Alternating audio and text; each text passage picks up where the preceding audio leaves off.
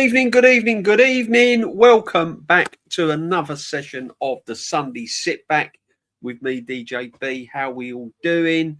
Hope we're all doing well. Hope your weekend's going well. You've enjoyed the football. Oh, dear, oh, dear, oh, dear. Oh, to be an Arsenal fan, people. Oh, to be an Arsenal fan. Oh, dear, that was hard work. That was hard work. It was hard watching. It's all about 3 points now. It's all about the 3 points, and we got the 3 points, but it wasn't pretty. But before we get into it, let's say a big hello to each and every one of you. The Lynch is in. Big up the Lynch as always. Kawaja, big up my friend. Always welcome. Good evening to everyone. Welcome back, my mate. Prome's in. The Viking. Big up, my friend. Hope you're well. Nervy win for us, but we need massive improvements. 100, my friend, 100. Martin Tapp, big up, my friend. Set pieces again won us the game. I will take it at this stage. Absolutely. We're not going to argue with 3 points, no matter how we get them at the moment. However, there are things to discuss.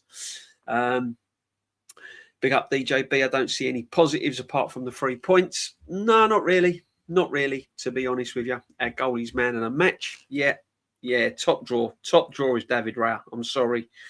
He is a top goalkeeper. Really is. We're lucky. Evening, DJ being the tank. Binks, as always, big up to you. Nicholas as well, big up. Heiko Arch, Lynch, Prone, Guna. Yeah, we're all in. It's big up to every single one of you. Welcome again. Welcome back in the community. 100% people, and the Jez has joined us. Big up the Jez, my friend. Hope you're well, Jez. Evening, DJB. Evening to you, Jez. Hope you're well, my friend. Big up to you as always. Absolute legend. Make sure you go and sub to Jez. I'm sure you all have, but if you manage to creep in and you're not, you got to ask yourself why not I sub to Jez. Come on. England versus India, South Africa v New semi-final. Yeah, that's going to be interesting. England versus India. I can't see it. I can see it as South. Yeah, I reckon it's going to be a South Africa-India final, personally. Yeah, big up to every single one of you that's in the chat before we get on. So let's get on to it, people. Big up to you, Prome, and BX Gunner. Mind the 5 point gap. Mind the 5 point gap. That leads me to. Hang on a minute. Mind the gap. Mind the gap. Mind the gap, people. Mind the gap. Not much of a gap. Should have been a bigger gap than that. But we'll take it. We'll take the 5 points. Don't you worry about that. We'll take the 5 point gap. I haven't got a problem with that. Big up to all the legends in the chat. So, it's a win. Hey, DJB, where's the international audience tonight? They're coming, people. They're being in drips and drabs. Big up the Lynch as always, my friend. Big up to you. Always a pleasure to have every single one of you on board. All we can say, it's 3 points. It wasn't pretty, but let's be honest. Has it been pretty? Haven't that really the way we've been playing on the whole throughout the season? Yeah, we might have had a brilliant second half against Aston Villa, and we've blown Spurs out the water, and we've had glimpses of 1 or 2 good displays. But on the whole, that's how it's been. That's how it's been for the last 2 years. It's just that last season, Liverpool ran away with it. This season, the Premier League's been poor, and we're top of the league. But when you think about it, when you break it down piece by piece, that's how it's been. That's how Arsenal have been playing. It's not been exciting. It's not been glamorous. It's not been getting you out your seat. We've just been getting away with it. Been getting away with it all my life. That's been Arsenal. Set pieces, scrambling, struggling to win games, not winning convincingly, players not performing, strike force not getting you excited, turn up for one game, poor the next. That's how it's been. I don't know why anyone's surprised over this victory and how we've won it. That's been Arsenal Football Club. Let's be real. You know, let's take the manager out of the equation. Let's not talk about Arteta. Let's just talk about the football. And I'm going to be real with you. What I saw today is what I've seen on numerous occasions at Arsenal Football Club. Poor substandard football. No real tempo. Yeah, we were in control in parts in the first half, but then we're hanging on against 10 men defending like madmen. Having to rely on our goalkeeper to get us out of trouble. And that's how it's been.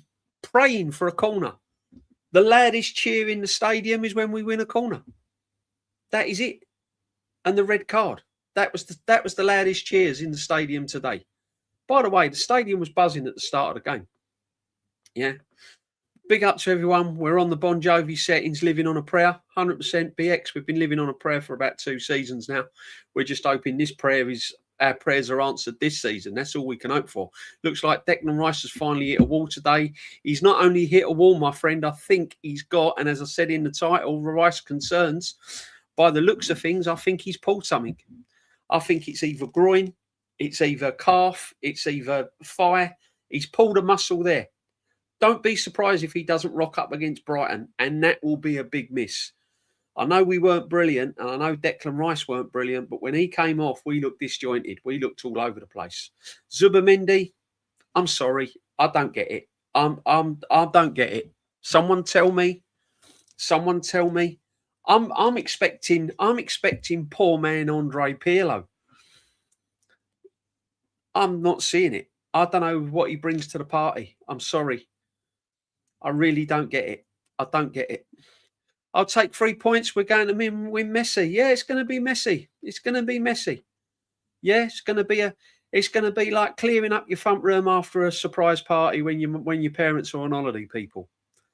Yeah, that's what it's going to be like. It's going to be messy. Jezza, evening, mate. Hope you're all good. Massive. Paul Nash, hi Paul, real one. Jezza, absolutely. Paul Nash is a real one, 100%. Absolute legend. Gifted 10 memberships. Thank you, Promice. If you get a membership off the Prom, big up to the Prom, my friend. Big up to the Prom. 100%. Thank you very much, brother. Much appreciated. And anyone that gets a membership to the Prom, big up to you as well, my friend. Absolute legend. BX Gunner on 8129. True. When Looks runs out of deck, gets a long-term injury, we're in big trouble. We'll see. We'll see. I don't think it might be a big-term injury, but he could. I reckon he'll miss Brighton and the Mansfield. He was going to miss the Mansfield game anyway. I'm pretty sure he was going to miss the FA Cup game. He's done something. It don't look well. And he done it, when he was tracking back, when he made them hard yards up to track back, and then he overplayed the ball and it went out for a corner in the second half. I think that's when he done it. Prime's such a legend. Big up. DJB, why do we keep sitting back and we can't score? Hanging. The reason why Arsenal Women's TV, and big up to you again, the reason why this is what I think. The reason why we sit back is because we've got no creativity. You have to stick to what you know and what your strong points are. And our strong points is our defence. Our strong points for many seasons now, for the last 2 years, it's never been going forward in attack. Right? It's been being solid and being as a unit. So you rely on what you know. We've got no wingers. We've got a number 10 that turns up when he feels like it. People are getting on Odegaard's case. And I get that. I get getting on Odegaard's case. And I've said it before. He's out of form. He shouldn't be playing. Apparently he's injured now. Out for the rest of the season. We'll see if he turns up for the World Cup. But what did Eze do today? Am I watching a different game? Or are we just going to call it for what it is? I'm fed up of players just turning up when they feel like it at this football club. And I know we can get onto the manager. You know how I feel about the manager. But the players have to take some responsibility as well. I'm sorry. Where is Eze today? Where's the Eze that I saw last week against a poor Tottenham team? And what have I been saying all along about Gyökeres and Eze and people like this? Don't show me these players against poor Wigan and rank awful Spurs. Show me these players in big games against Chelsea, Etihad at Man City, Liverpool at Anfield, the Cup final at Wembley. Where was he today? Let's call it out. Let's be real. What was Trossard doing? What's Trossard been doing since Christmas Day? Where's he been? Is he still opening up his presents or something? Because since Christmas, he's been awful. So I have to call it out. Saka, awful. Awful. We've had to, let's be 100% honest, right? We have had to rely on what we've been relying on for the last 2 seasons to get 3 points today. Because it weren't coming in open play. We weren't busting that Chelsea team open. And credit to Chelsea, second half, when we scored that second goal at the corner, it was against the runner play. And I don't care what anyone says. Yeah? You just got to sometimes call it for what it is. If you're watching football as a football fan, for that 20 minutes in the second half, Chelsea looked the more threatening. And at the end, with 10 men, we're hanging on against 10 men again. So that's where I am today's match. We'll go through the press conference in a minute, but you know, the players, Raya, 8 out of 10, 9 out of 10, outstanding. If it weren't for David Raya, we wouldn't be winning that game. I thought Saliba, 7, 8 out of 10. Gabriel, same, 7, 8 out of 10. Timber, 7 out of 10. Hincapié, 8 out of 10. Rice, 6 out of 10. Zubimendi, 6. People say, oh, you're going to be harsh. Eze, 5. Gyökeres, 4.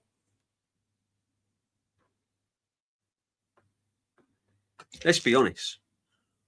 I want my striker when he's one-on-one to turn him in knots, turn him inside out and get a shot off. Man gets tackled every time. First touch again, let him down. His touch wasn't good. Defenders stood him up and he didn't know what to do. Listen, it's all right banging goals in against Spurs and people like this, but you've got to have your big players turning up in big games. Didn't have man like Thierry Henry and Dennis Bergkamp in big games going missing. I keep saying it, and I'll keep on saying it. In big games, you want your big-time Charlies. You want your Gyökereses. You want your Ezes. You want your Sakas. And we're not getting it.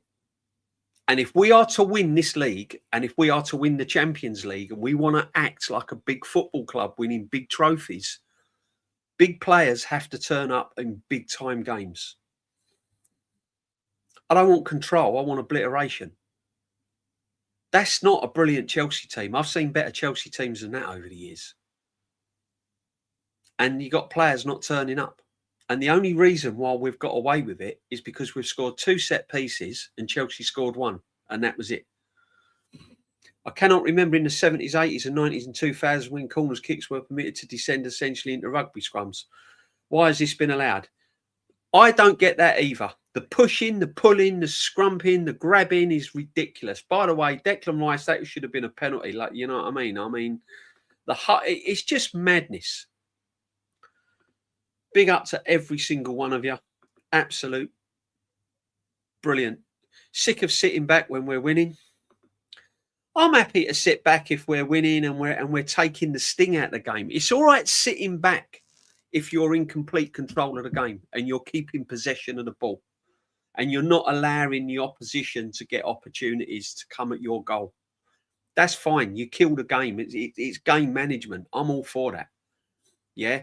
I've watched I've watched through the 80s and 90s Italian football over the years. You go 1-up, 2-0 up, you kill the game. You keep possession of the ball. You cut down the spaces and you stop your opposition from getting anywhere near your goal. So I'm all for that. The problem is we sit back and we lack quality. We invite pressure. Teams look like they're going to score against us. That's the worry thing. That is the worry. That is the worry. You know?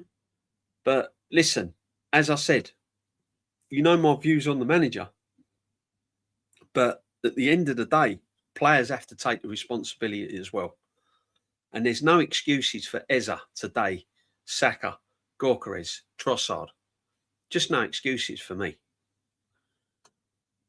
I thought they were poor. I thought our attack was poor. But as I said to you before in the stream, that's how Arsenal have been playing. Let's get it real. Don't be surprised and shocked by it. That is how Arsenal have been playing. We haven't been playing free-flowing football. We haven't been blowing teams away. Yeah, we've turned up on the odd occasion. Yeah. You know, we've looked good in certain games. But on the whole, pound for pound, that's how we've been getting across the line. Set pieces, own goals. Let's be real.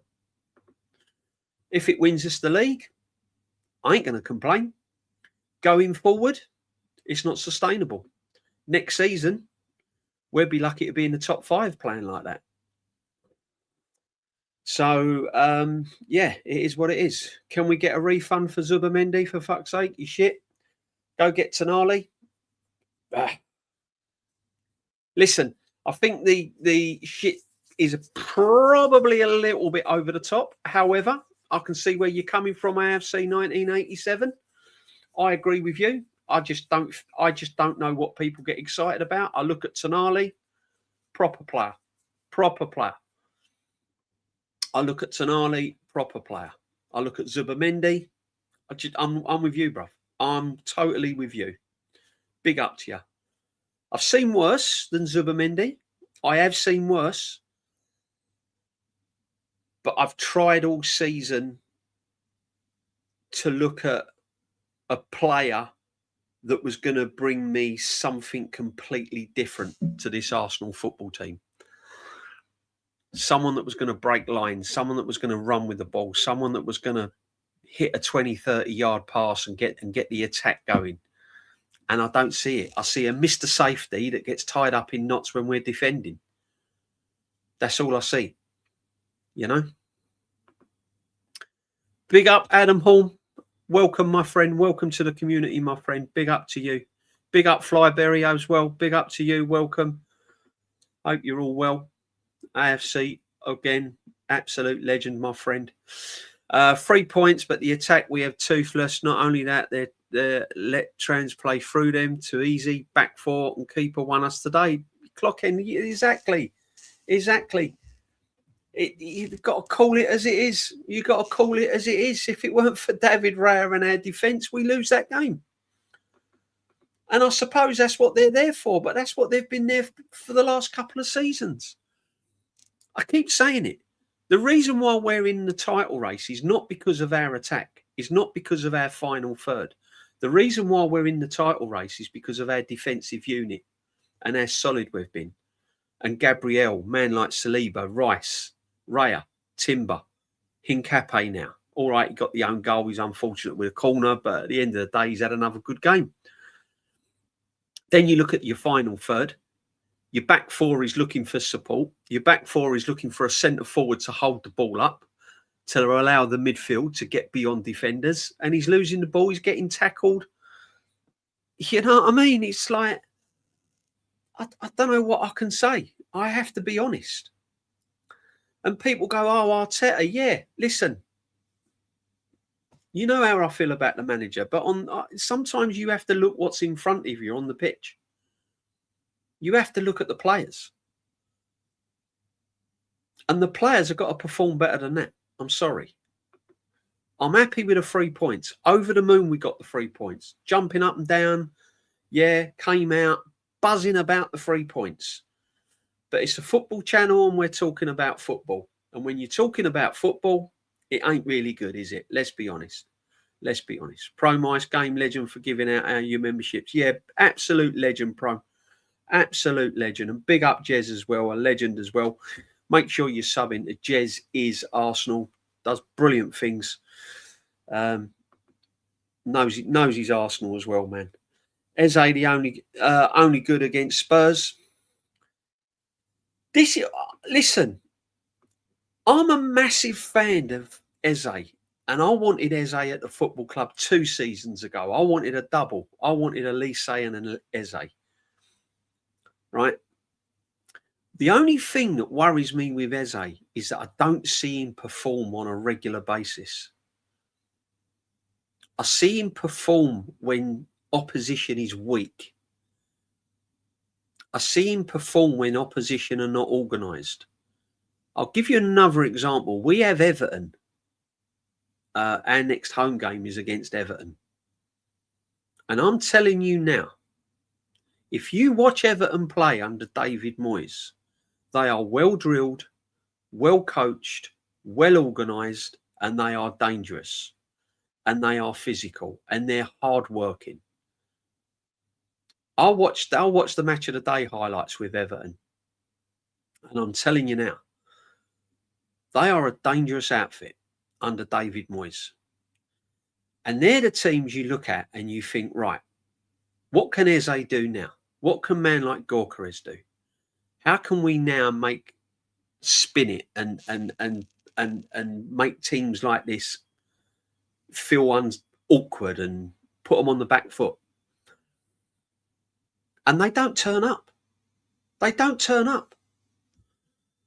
They don't turn up. And this is worrying. And that's why I keep saying I'm still not convinced we have a number 10 at this football club. Saka, he's happy with his 300 grand a week. Rightly so. I don't regret him having it. I think he's carried the club for seasons after seasons after seasons. And if it weren't for Saka, the manager would have got the sack years ago. So good luck to him.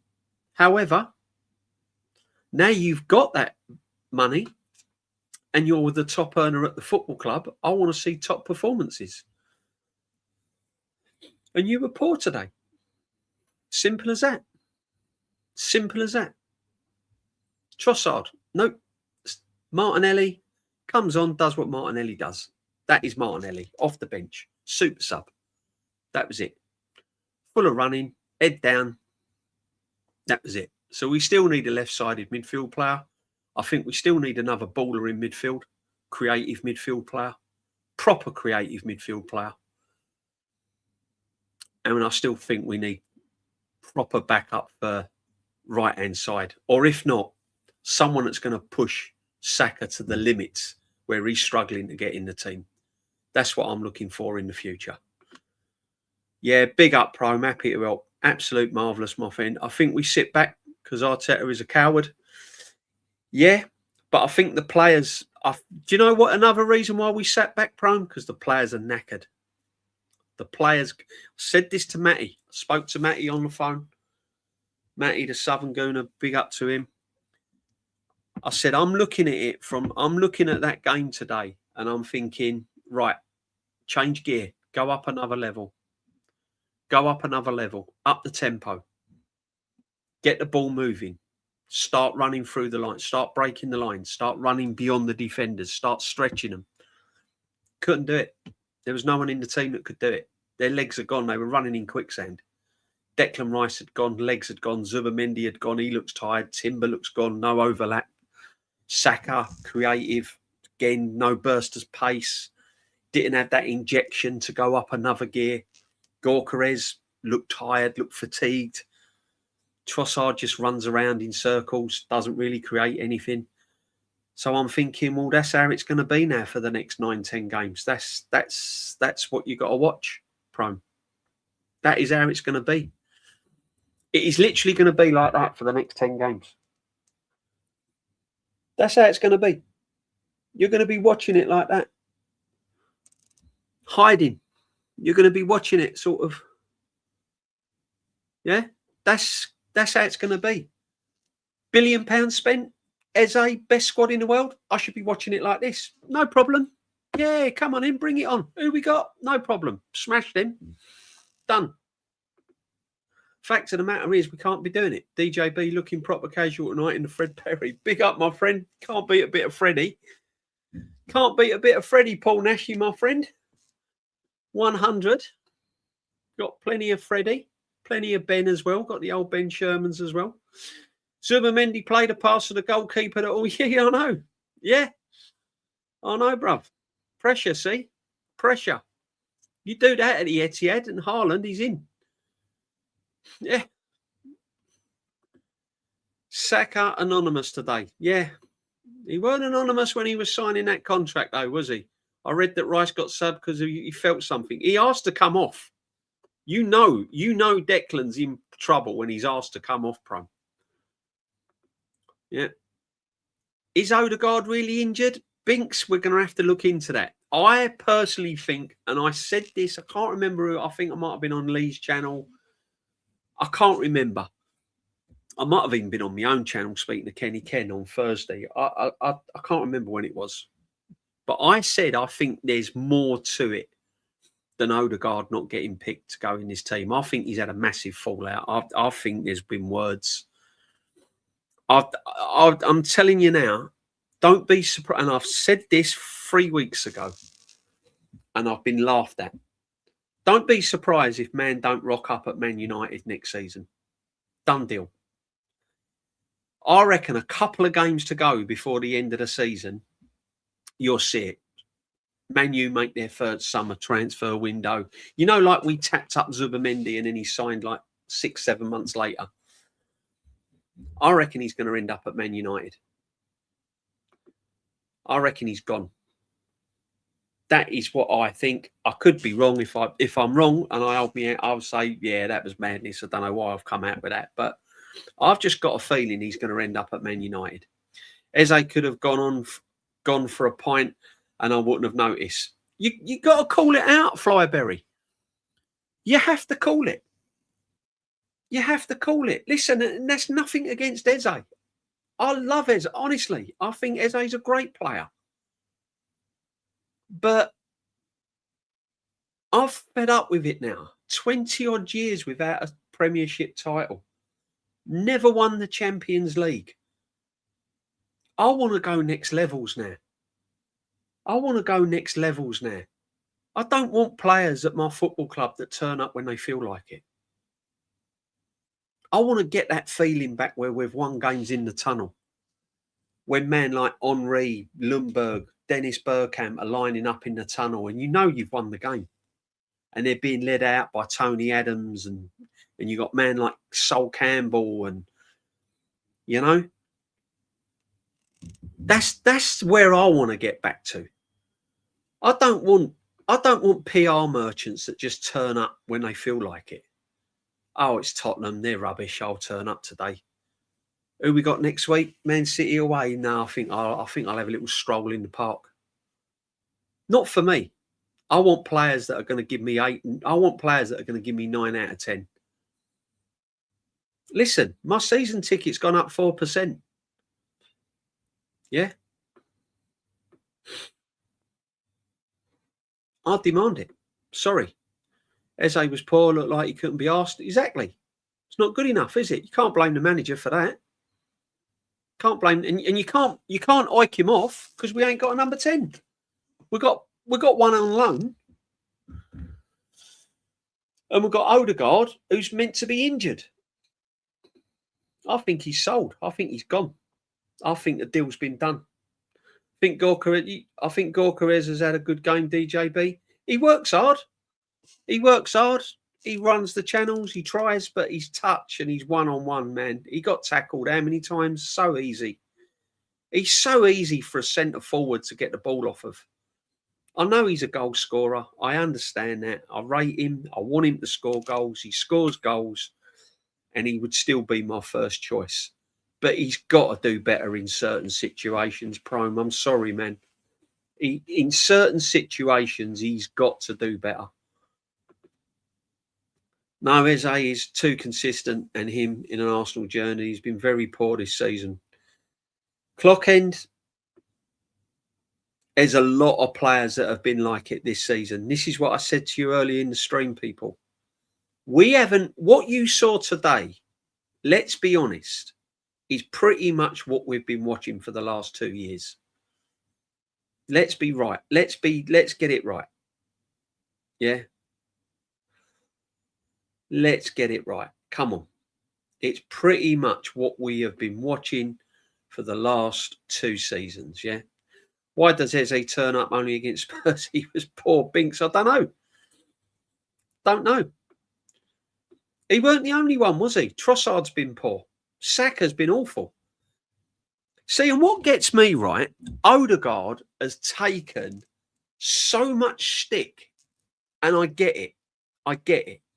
But the amount of stick, Ghost Guard, this a guard, Pox, whatever you want to call him, he's taken it, right? Whether it's right, whether it's wrong, I'm not here to discuss that. But why ain't the same stick being aimed at Eze and Saka and Trossard? Why ain't they being made accountable? Because he scored 5 goals against Spurs. And then against Chelsea, he goes missing. What's it going to be like when we rock up at the Etihad? What's it going to be like when we go to Wembley?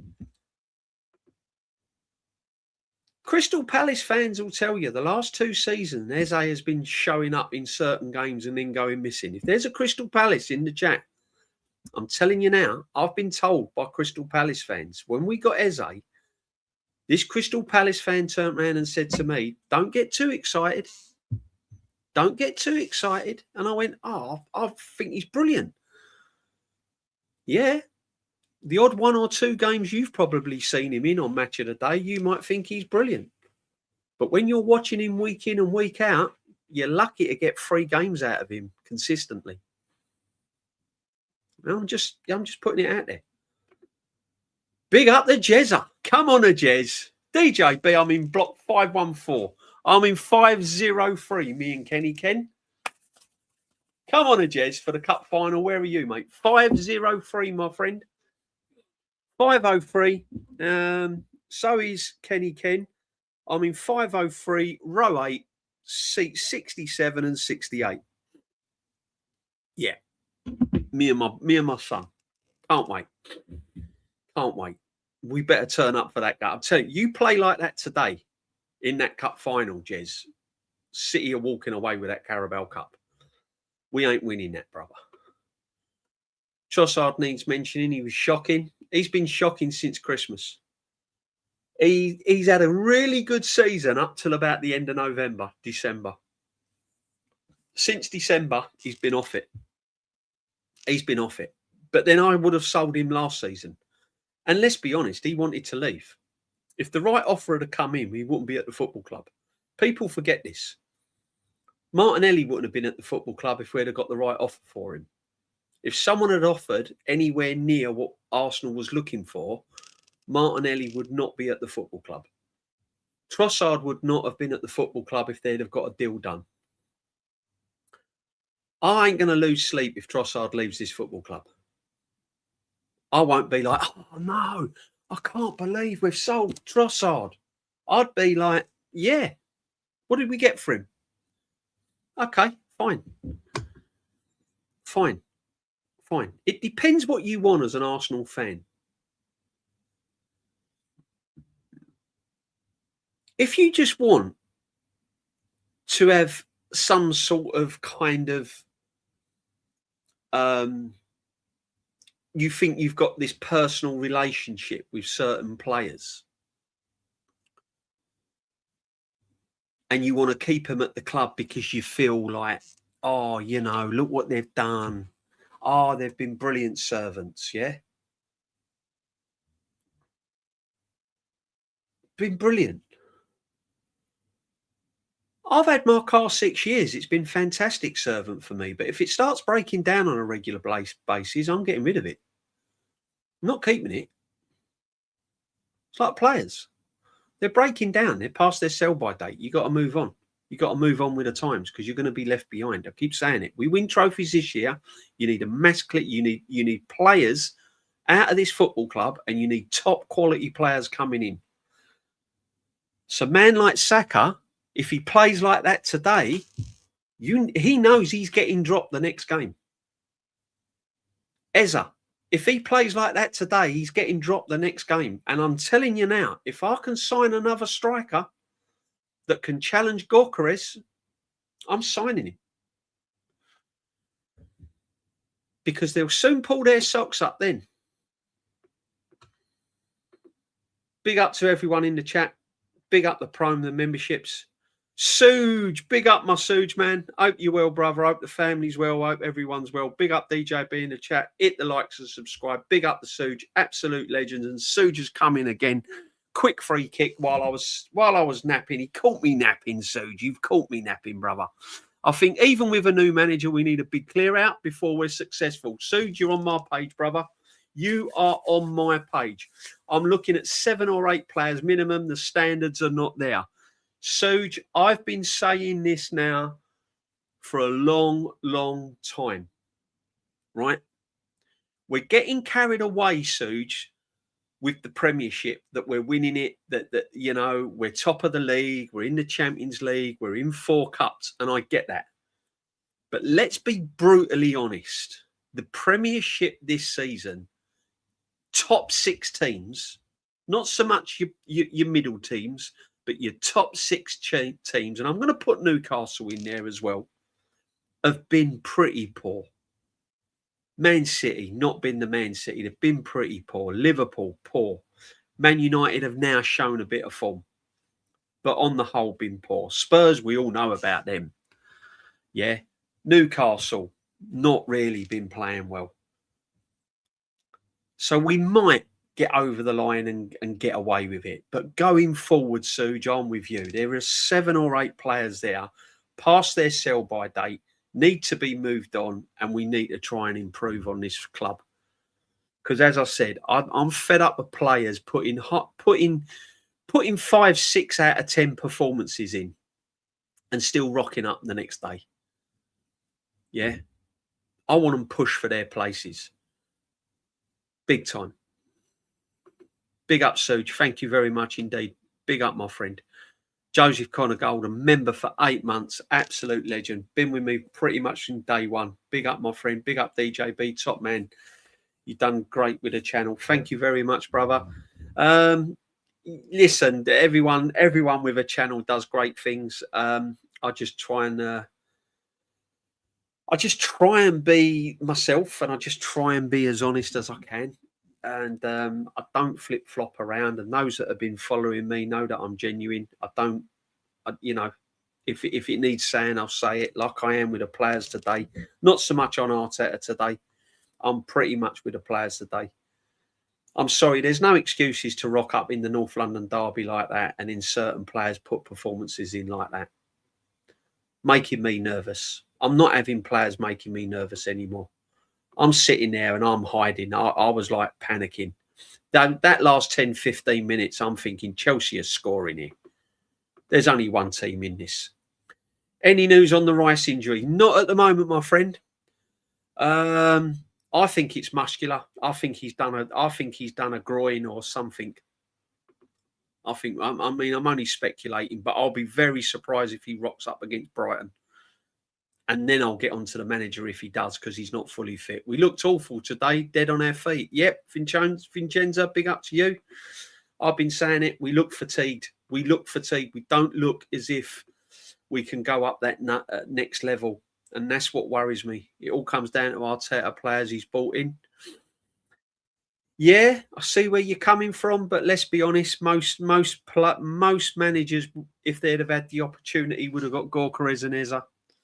I think most managers would have got them, to be honest with you. Would have accepted them if they'd have landed on their doorstep.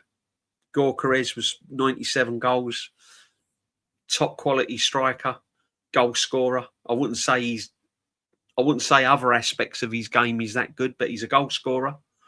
Eze, proven quality attacking midfield player. You got an opportunity to get them 2 players.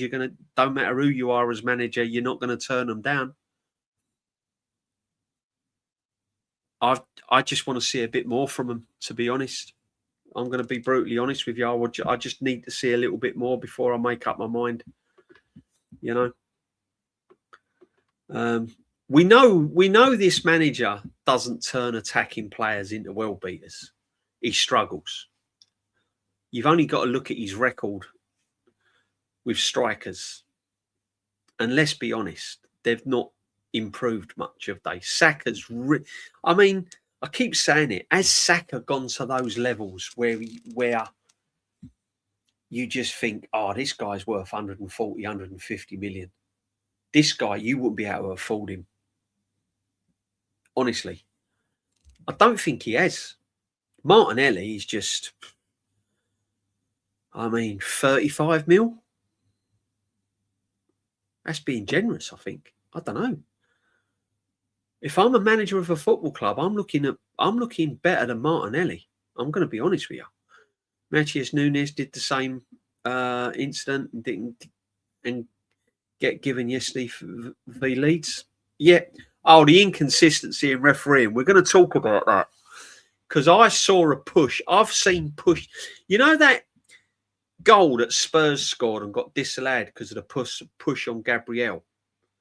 There was a push on the Bournemouth player yesterday. I don't know if anyone saw it. It was in the first sort of 5-10 minutes of the game. Was it the Sunderland player? Was it the Sunderland player that got pushed or the Bournemouth player? I think it was the Sunderland player, and the Bournemouth player literally smashed into the back of him. No, it was the white-haired fullback. Who was it? Anyway, it was blatant, like massive push in the back. Should have been a penalty. Didn't even go to VAR. Play on. Nothing. Absolutely nothing. Most blatant penalty you see all day long. Then there was other pushes, and I'm thinking, compared to the one that Spurs got last week, Gabriel was hardly touched. The inconsistency of referees is an absolute joke. Am I wrong, or did injuries mainly used to happen from bad tackles? Now it feels like a bit of an overextension will do a player. Yeah, Flyberry. Injuries happened with tackles. Now players are it's just fatigue injuries. Because the demands on the players is so much now. They have to play in about 3 or 4 different positions. Yeah. They got, Declan Rice. This is what I keep saying. If you look at Declan Rice, the amount of ground he covers is because half the time he's having to do the work of Zubimendi as well. People say, oh, Zubimendi's improved Declan Rice. Nonsense. Absolute nonsense. You take Zubimendi out of that team, Declan Rice is still the best player at Arsenal Football Club, along with Gabriel and Saliba. Yeah? Declan Rice does not need Zubimendi to make him a better player. Declan Rice was a better player than Zubimendi when he was at West Ham. He was doing madness at West Ham. No one could really see that though, because it was only West Ham and he was only playing for West Ham. So he got overlooked. If Declan Rice was playing for Man United or Liverpool, he would have been a world beater. I don't like this. Oh, Zubimendi's made Declan Rice a better player. No. If Zubimendi was sold next week, Declan Rice would still be a baller. He would still be our most important player in midfield. The problem is with Declan Rice, he's having to cover a lot because Zubimendi's positioning defensively and his tracking defensively is awful. So he's overworked. Hardly any players attack the ball from corners. Most are starting in the face of the opponent. Yeah, do you know what, Big G, right? People has not picked that up. We don't half concede a lot from corners. We concede a lot of goals from corners. Bear hugs, effing ridiculous. Yeah, I'll make you right. It's ridiculous. I don't know why the referee don't stop it. Do you know what would stop it? Penalty. What's it a penalty for, ref? You're holding in the penalty box when the corner. I've told you 3 times. If I tell you again, it's a penalty. And then they still carry on doing it. If they still carry on scrapping and pulling and pushing people, stop it. That's twice I've told you now. And they still carry on. Penalty. Yeah, but the ball ain't even been kicked. I don't care. You've ignored what I've said. 3 times I've told you. The ball's still in play. The ball's not out of play. It's in the quadrant. It's in play. They'll soon stop it. You won't get any of that. You get a referee just blowing up for a penalty because the player or the defender already been told numerous times. Or if it's an attacker doing it, You just give a goal kick. Stop all the holding and the pushing. Can you stop it, please? Leave him alone. No, carries on doing it. Right. Give me the ball. Goal kick. Yeah, but it's a corner. No, I've told you 3 times to stop pulling and holding before the ball's taken. It's now a goal kick. You've lost your chance to take a corner. They'll soon stop it. We're finished. That performance is the straw that broke the camel's back. Bav the Ripper, it's worrying. I'm going to give you it there now. It's good. Are you confident going to Brighton, watching that? Because this is what these are the questions you've got to ask yourself, right? Is anyone confident after watching that performance today going to Brighton and winning? Can you honestly say with your hand on your heart, watching that performance against Chelsea, you're confident of going to Brighton and winning? Because I'm not. I'm not. I'm not. If Tonali was a bit faster, we would be so good. I'd have Tonali at a drop of a hat. I think he's a quality player. I think he's a quality player. I want a refund on Arteta. He's robbing us a living. You ain't getting that, bruv. You'll get a refund at the end of the season if he wins nothing. He knows that. He knows that. People say it's in our hands because we're 5 points clear, but are we 5 points clear? They've got a game in hand. It's Crystal Palace at home with a safe home and dry. Not going to get relegated, are they? Our defence is doing everything, even scoring goals. Yep, scoring goals, assists, everything, Bev. Everything. And I keep coming back to it, brother. It's been no different. What we saw today is what we've pretty much been seeing all season. We was watching it last season. We weren't blowing teams away last season.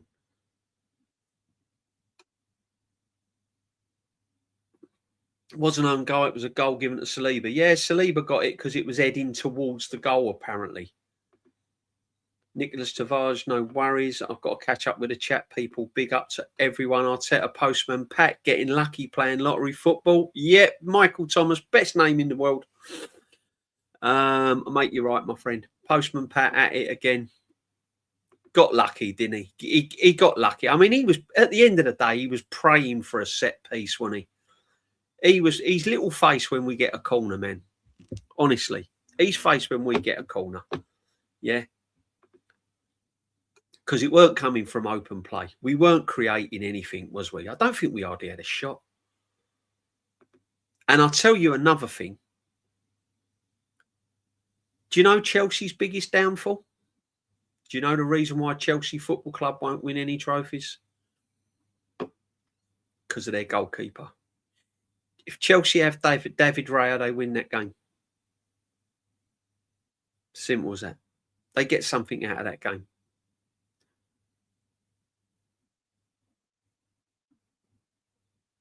If Chelsea have any other goalkeeper other than that, honestly, he's probably one of the worst goalkeepers I've ever seen. He's a liability. Premier League in, Arteta out. Yeah, big up, my friend. 100%.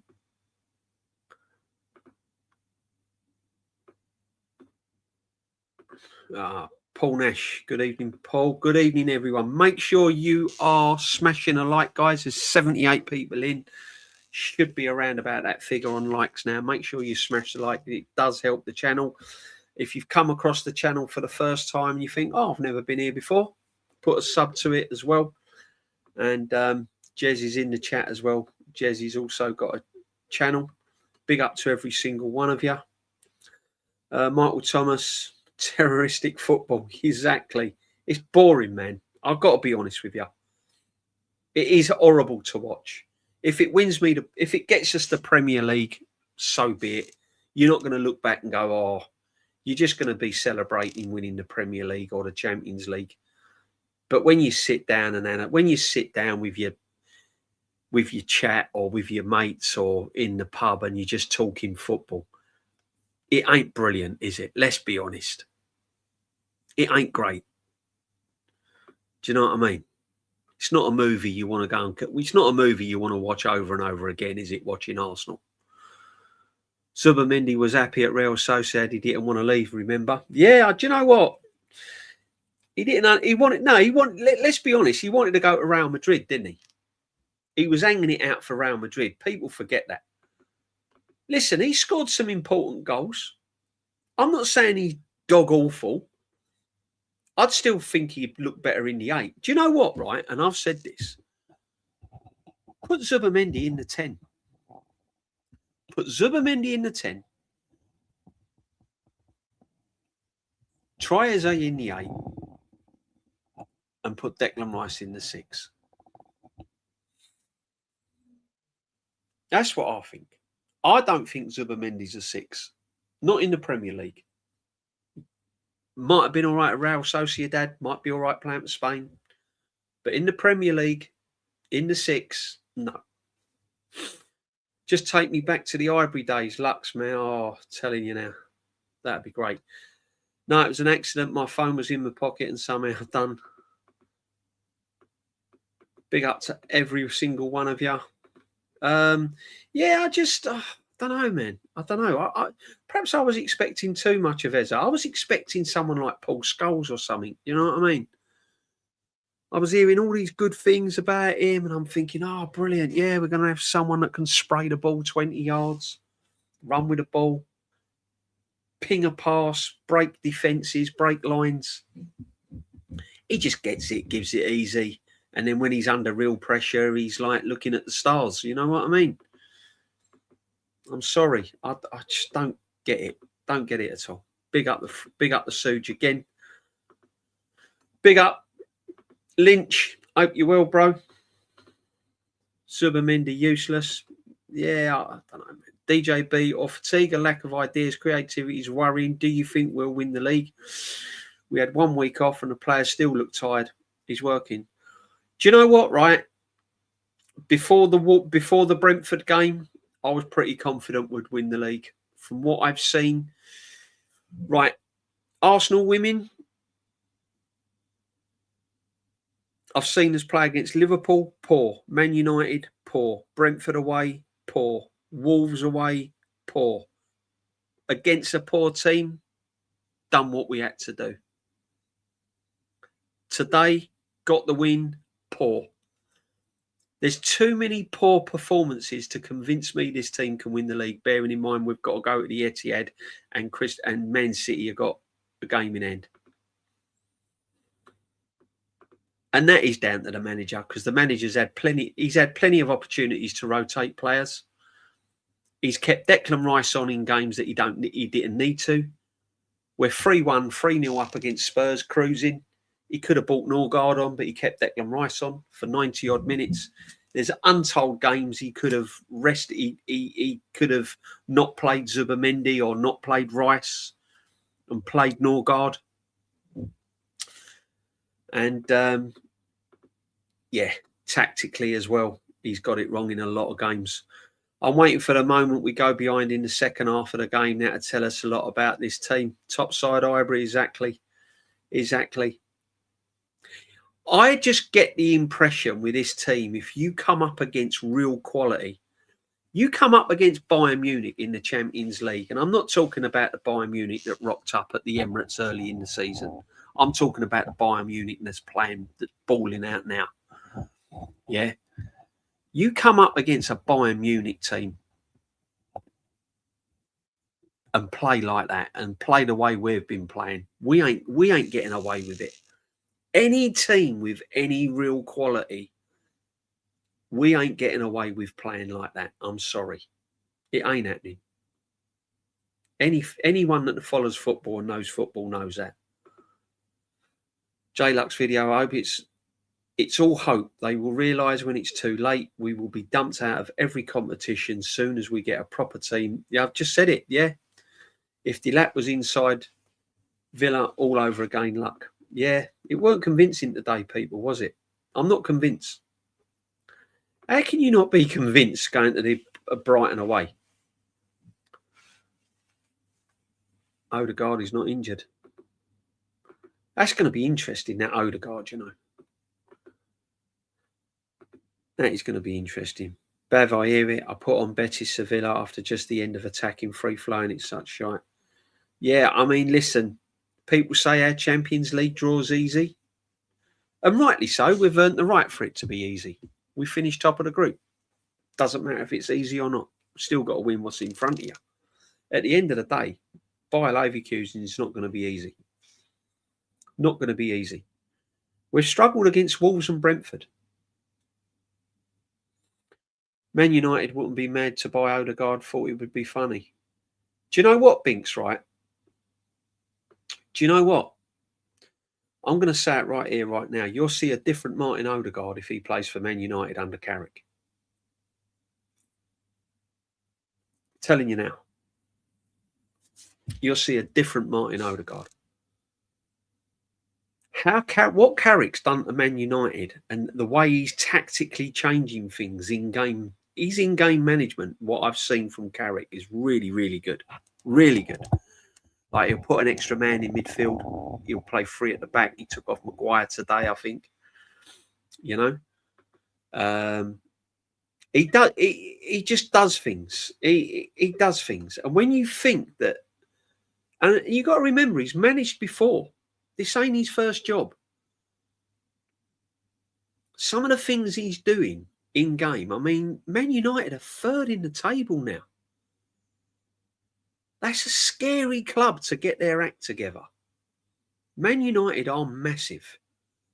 Man United have a massive pull. If a player's up for sale and Arsenal win the Premier League and the Champions League and Man United win nothing, and Man United come in for that player, he's going to Man United. Because it's everyone's dream to play for Real Madrid or Man United. Simple as that. You can go all round the houses, put your bias Arsenal hats on. Man United are a massive club. If they're getting their act together, look out. That's all I'm saying. And this is why I've been saying, and Suja's been saying, we need to bin 6 or 7 players at the end of the season and massively get quality in. Because if we don't, your Man Uniteds, your Man Cities, Liverpool ain't going to be the Liverpool they are this season. Van Dijk will go, Salah will go. They'll improve. They'll improve. Trust me. Yeah, Eze had a little impact, played okay. Glad we won. Lynch, I'm over the moon we won. I'm absolutely balling with one. I'm so pleased we got the 3 points. Honestly, I was like this. Honestly, I was like shaking and all sorts. I was bag of nerves. But we do have to call out players' performances. And it hasn't been good. Let's be honest. It hasn't been good. The performances haven't been good. That's how Arsenal have been playing pretty much all season. I heard Odegaard has fallen out with Arteta. I think it's a fallout, mate, Vincenzo. I think it's a fallout. DJB Gorkarez didn't get any clear chance in the game. He played very well. He had a good hold-up play. His first touch often good. The players around him made him look worse. Yeah, I can get... Look, the players...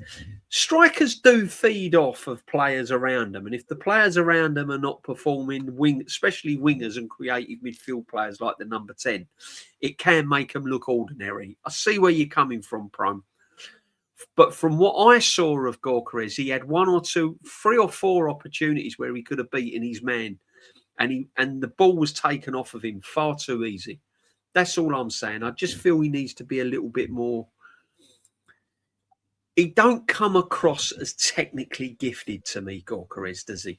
He's not your technically gifted player. Yeah, a player you want in your side, obviously, because he scores goals. But in certain, all I'm saying, Prime, I'm not digging him out, brother. I'm just saying that in certain situations, I just want to see a little bit more quality. You know. But I see where you're coming from when players around him don't perform. It makes him look pretty average. I get that. Totally get that. There's no difference between Zubi and El Nini. At least El Nini put a tackle in. I'll rest my case, Arsenal women's. I'll rest my case.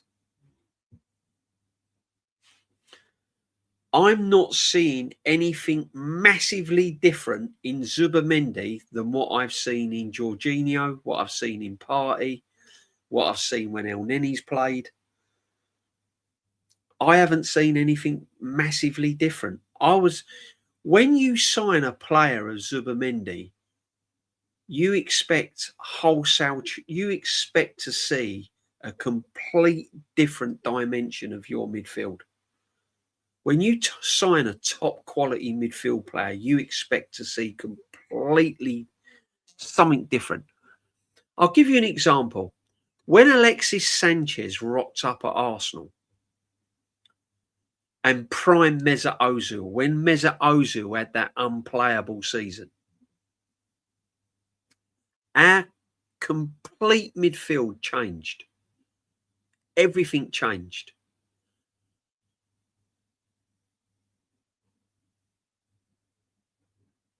Now look at Zubimendi.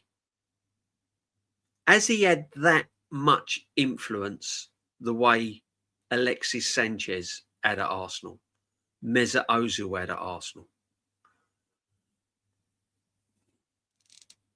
You know? Patrick Vieira had at Arsenal. And I'm not saying he's as good as them, but you understand where I'm coming from when I say like a massive change, a shift in the way our team played or the midfield. And he hasn't. For me, he hasn't. If fans rate him, I get it. If that's, but another question. If a player is that good, then you should be struggling to think who to replace him with. For example, you'd be struggling to replace Dennis Bergkamp in his prime at Arsenal. Who else could you sign better than Dennis Bergkamp? Robert Pires, for example. Who could you sign better than Robert Pires? What left back was better than Ashley Cole in his prime? So if Zubimendi's like Declan Rice, do I think is there anyone better than Declan Rice? Probably not. Pound for pound, I wouldn't have Rodri. 4%. What are we doing here? This club is shameless. Yeah, exactly. 3.9% it's gone up. Season ticket, my brother. 3.9. Eze's last goal for Palace against Chelsea was robbed. Today was flat. No energy, no urgency. Scarier times ahead. Paul Nash, mate, you're 100% right, brother. 100% right. Worrying. Big up the Suge. Read that. Big up again for your super chat. Make sure you're smashing the like, sub to the channel as well, people. Yeah, so this is what I'm saying. So getting back to Zubimendi, there are players that you could bring in that would be better than him. You know? DJB, if you brought Wenger back now, these players would be balling. They'd win a trophy. I'm sorry, they'd have won a trophy last season with Wenger. That team we had last season should have won a trophy. And I keep saying it, and I keep saying it, and I keep saying it. It is criminal that this football manager, with the players he's had and the teams he's had in the last 2 seasons, is won nothing. If he doesn't win a trophy this season, if he doesn't win the Premier League this season, there is no excuses. There is no turning back. He has quite simply got to go. I just want to see good football. Half of our team is good enough. Listen, Binks, I understand you're not going to see good football week in and week out. I understand that teams are going to give you off days. The Invincibles did. There was times when the Invincibles were a bit flat and you thought, oh, come on, that was poor. And I get that. You know, you have your off days. You have your bad days at the office. I get that. But what we saw today has been pretty consistent throughout. It has. You got to be honest. Set piece again. Ole. I just want to see good football. You know what I mean? Big up, Lawrence. Happy St. Totteringham's Day, DJB. And to you, brother. Tottenham Hotspur, man. We get on to the bottom of the league when we'll get the league table up and we'll have a little look at the seriousness at relegation. We know what it's like at the top. But I'm telling you now, big up Michael Carrick at Man United. You've got to give praise where praise is due. And listen, Man United are my biggest rivals, so I've got no love for Man United. I'm just a football fan. Sometimes you just have to give. I mean, come on, man. They're third in the table, you know. Arteta has no backbone, no tactical knowledge, even after 7 years, same mistake, clueless, waving his hands around on the touchline. Yeah. Come on, man. Look, come on. Come on. We got Super Mikel Arteta. He knows exactly what we need. Come on, man. Genius. Genius. Look what he's won. Sheer genius he is. Yeah, absolute. Honestly, we're so lucky to have him. Crazy, isn't it? Absolute crazy. Sell Gyökeres or play to his strengths. What's the point of keeping him and asking him to play like Havertz? He's pointless. I've said something similar, Lux, right? And what I've said similar was, right, if you are going to have a man like Gyökeres, you have got to find a way to make him benefit your team. There's no good having a top goal scorer at your team and you don't benefit from it, right? It's like having a day off of work on a hot sunny day and laying in bed all day. You're not benefiting from it, are you?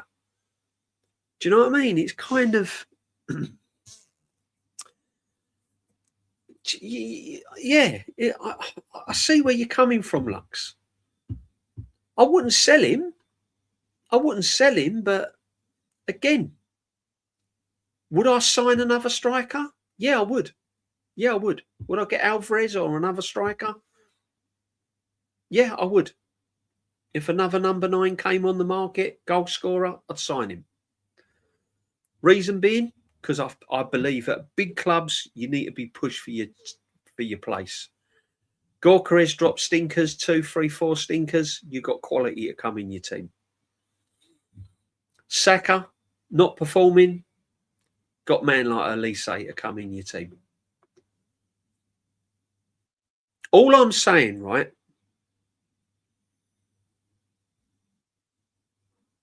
Go and look at Harry Kane. And then come back to me and tell me about Gyökeres.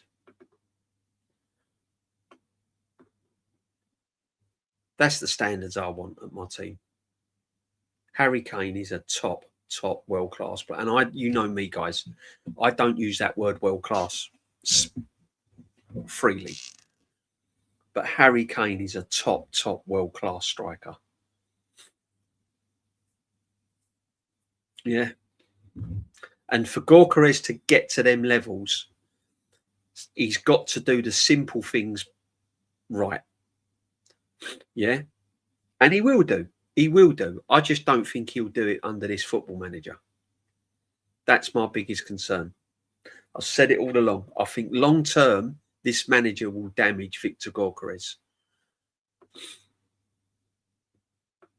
He'll end up like Martinelli. He'll end up like a lot of the players at Arsenal. Lacazette. Look at Lacazette. Look what he done to Lacazette. The buzz around the place when we signed Lacazette. Oh, yeah, we're getting Lacazette. Oh, yeah, we're getting Lacazette. Oh, Lacazette, he's a baller. Yeah, he's a banger. He scores goals. Lacazette, a proper goal scorer. Yeah, oh, yeah, go get him. Right? And then look what he done to him. I can see Gyökeres going exactly the same pathway as Lacazette under this football manager. And that's criminal because Gyökeres is a good player. Bav the Rip, I totally agree with mate. There's There's no point bringing in new players while he's playing. Yeah, I said that last season, though.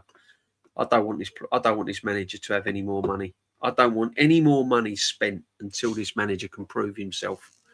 If he wins the Premier League and wins the Champions League, give him a few quid to go and strengthen next season, because he's still going to be here, isn't he? Joseph, that's why Arteta needs to go. If he will go if he doesn't win anything. DJB, how weird would it be to play Spurs in the semis of the Champions League final? Oh, that'd be crazy, wouldn't it? Spurs ain't getting to the Champions League semi-final. They can't. Honestly, they can't even get to the local McDonald's, Lawrence, at the moment. There's no way they're getting to the semi-final of the Champions League. Honestly, Bodo Glimt would knock them out now. Gifted 5. Big up, Benji. Big up to you. Benji gifted 5 memberships. Big up to you, my friend. Bless, my friend. Bless. Rice is injured. Yeah, Rice. I can't see Rice playing in midweek. Cannot see it. When Yeri, I came on and assisted Uber for the injury time winner. Wow. Wow. Was that today? Our season is over if Rice is out for 3 weeks. Do you know what? I've not heard. If he's out for 3 weeks, we could really be struggling. I cringe when the biggest cheers are for the opposition players getting yellow cards. Paul Nash, the biggest cheers is when we get corners. I'm telling you, I'm in the stadium. Goes nuts. When we get corners, the stadium erupts. Because they know it's our best chance of scoring a goal. Why is it we cannot finish teams off like we did last week? Their keeper was having a mare, should have been 3-0 up before they equalised just before half-time. Exactly. Can't do it, mate. Can't do it. Vincenzo looks like Ethan balled out today. Uber still scoring as well. Another brace tonight versus Leon. There you go, Lux. What can I say? What have I been saying about Ethan? Unbelievable, isn't it? Unbelievable. Oh, man. I don't know, man. Binks, that was nuts. I saw that. Crazy, isn't it? Rice has had a good season in general, but hasn't been amazing recent weeks. Rice has been amazing. Rice has been our top player this season. Without Rice this season, we would not be where we are. Rice, Gabriel, Timber, Raya. We wouldn't be where we are without them 4. I'm sorry. We just wouldn't be anywhere near the top of the league. The fact that Rice has gone off the boil now is because he's feeling it. He's knackered. He plays a lot of minutes and he covers a hell of a lot of ground. Paul Nash, good evening, brother. Good evening. Absolutely good evening to every single one of you people. Big up to you. Bless you as always, every single one of you. All your comments, everything. Thank you very much indeed. J-Lux, just embarrassing. No expectations. We'll score otherwise in our words. Darren England is a knobhead. Never played advantage when we had the ball after Chelsea. Yeah, I saw that. Martinelli won it today. I was screaming. He could have played the advantage and then he could have bought it back and sent him off. And that was Saliba's goal when it's hit the Chelsea player. Yeah, I don't understand how they can class it as an own goal or a goal to the player. It's like the handball rule. I don't get it. I don't get how that goal was disallowed for handball, what Burnley scored. Was it deliberate? See, this is where the handball rule has gone for me. If it's deliberate, it's handball. If he'd gone like that and controlled it and pushed it into his pathway to score, then I get it. But the fact he's tried to get his arm out the way and it's just rolled down and he smashed it in the box and he smashed it in the goal, for me, that's not handball. The handball rule, and I agree with Alan Shearer if anyone saw it, is absolute bonkers. Real bonkers. It's got to be looked at, the handball rule. And I'll tell you another thing that's winding me up as well. is blatant corners and they're giving goal kicks. When it's as clear as day, it's a corner and they're giving a goal kick. I don't know how that's happening either. That's annoying me.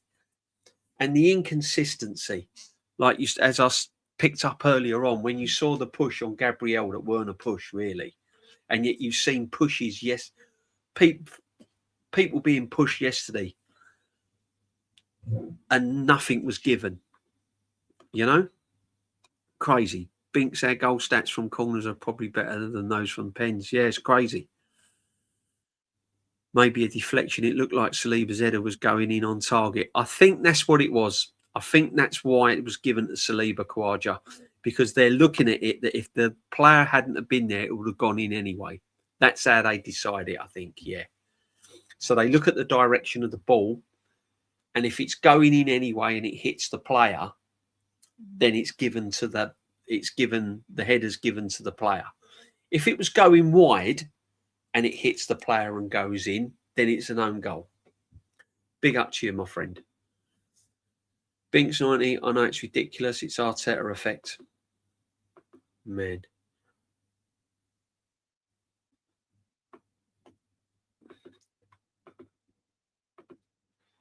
What do you think we're going to do, though, guys? Do you think we're going to win the Premiership or the Champions League? If right now, as we sit here right now, okay, with the Champions League draw that we've got and our pathway to the final, seeing how we played against Chelsea, seeing how we've played against Wolves, and take the Spurs game away, right? It's not been brilliant, has it? Let's be honest. Performances have not been fantastic in the league. However, we got 3 points today. Yeah. And everyone's happy. Yeah. Brighton away, Binks, J-Lux. People still say Brighton only just won versus Forest like it was easier. Forest are going to stay in the Premier League. This is what I'm saying. We've got to go to West Ham yet. If West Ham need 3 points to stay up, that's not going to be a pretty place to go. That is not going to be an easy place to go. Teams raise their levels when you're fighting to stay in the league, because you know it could be the end of your football club when you go down. They find a different level, and they've got no respect to who they're playing. They don't care if they're playing Arsenal. They won't give a monkeys who they're playing. That's going to be a tough place to go for Arsenal. So, yeah, Brighton got the job done against Forest, who were fighting for their lives. That's 2-2 now for Brighton. It was only last week people were tipping Brighton to be dragged into the relegation zone. So, yeah. We're technically only 2 points clear. Yeah, facts. We need Dowman, but this manager won't play him. Facts again. We do need Dowman, but the manager won't play him because he'll stick to what he knows. The players that are playing now are the players he's sticking to. Yeah, he never even got Noni on today, did he? Madueke didn't even put Madueke on. Saka was having an absolute mare today. Didn't even bring. They're down to 10 men. And Madueke, by the way, I'm not a fan. I don't think he's good enough to play for Arsenal. However, he's a nightmare if you've only got 10 men with his pace. And he didn't even bring him on. So, again, you have to look at these things and go, is the manager getting it right? No. You're 10 men, you bring on Noni Madueke. Only thing I'm fine with is that we won. Yeah, exactly. Listen, I'm happy with one. And if we win the league and it gets us over the line, I'll suffer it this season. I'll suffer the poor football. I'll suffer the poor performances from individual players if it gets us over the line and we win the Premier League.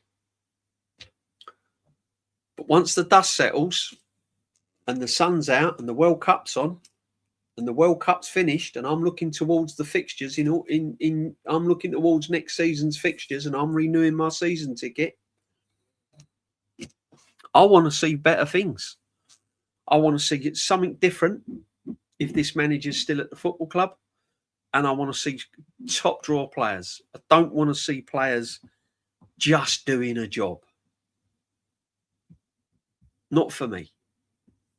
I've been bored for 2 years. Yeah, same here, Binks. Absolutely. Absolutely. Pound for pound. I would say out of every 5 home games that I go and watch, I might get one where I walk out the stadium and go, wow, that was good. That was good. Everyone was on it today. Smashed them. Other than that, I walk out the ground and go, got the job done. It was all right. It was all right. Won't be a rebuild. Only Jesus and Odegaard will go. I think Odegaard's gone. I think he's gone. I don't think you'll see Odegaard play with his football club again. I think he's gone. I do. They're saying he's out for the rest of the season, right? If it's a proper injury, fine. But I honestly think he's gone. They say it's a results business. If getting them by any means is all that matters, then that's for you. If you want to be entertained, super prick Arteta ain't for you. Paul? Absolutely. Why can't we be entertained and still win trophies? Why is it in football you've got to be one or the other? Why, as a fan, you can't turn around and say, I want to be entertained and I want to win trophies. I want to win trophies by playing quality football. Why? Why is it that we have to accept that we're winning trophies and playing crap football? Why? I don't want it. I don't want it. I don't want it. I want to win trophies by playing good football.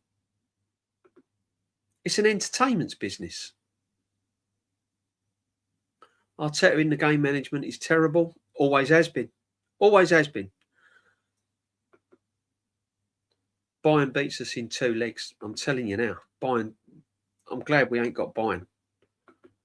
I'm glad we're in that part of the draw.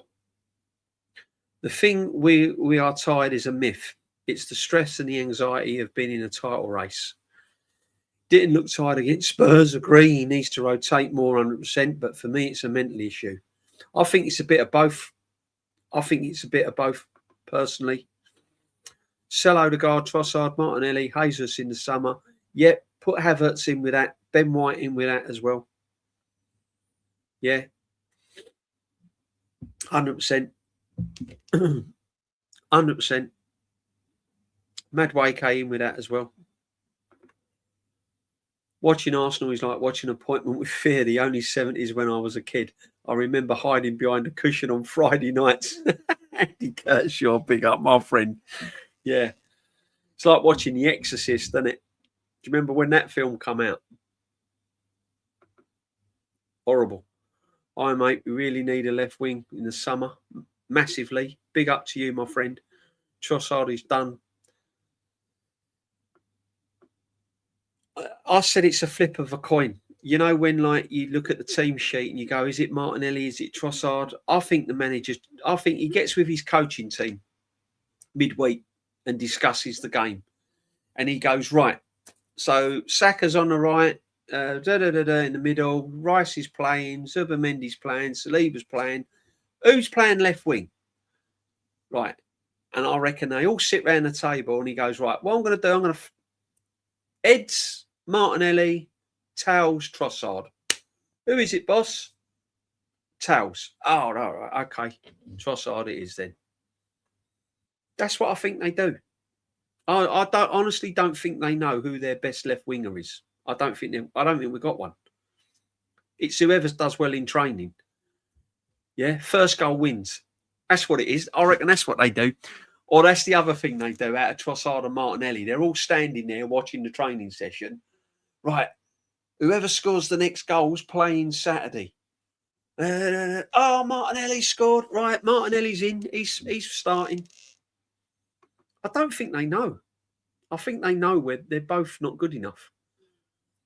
Gorkarez today was poor, couldn't hold the ball up. Yeah, I didn't see much in Gorkarez today. If I'm if I'm honest with you,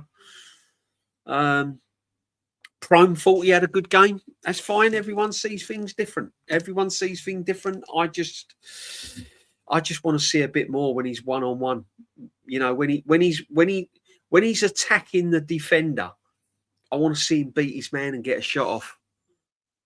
He gets tackled. He gets dispossessed far too easy for me. Hey, DJB in the chat, kind of scrape the barrel today, squeaky bum time. Jimmy Gibby, massively, my friend, massively. Got to improve going forward. Got to improve. Massively need to improve. Partey was the best out of him. Yeah, I thought Thomas Partey. But mind you, he only had really 1 or 2 good seasons, didn't he, Thomas Partey? He is painful to watch the majority of the time. Zubamendi, yeah, massively. Arteta picks players that mirror him.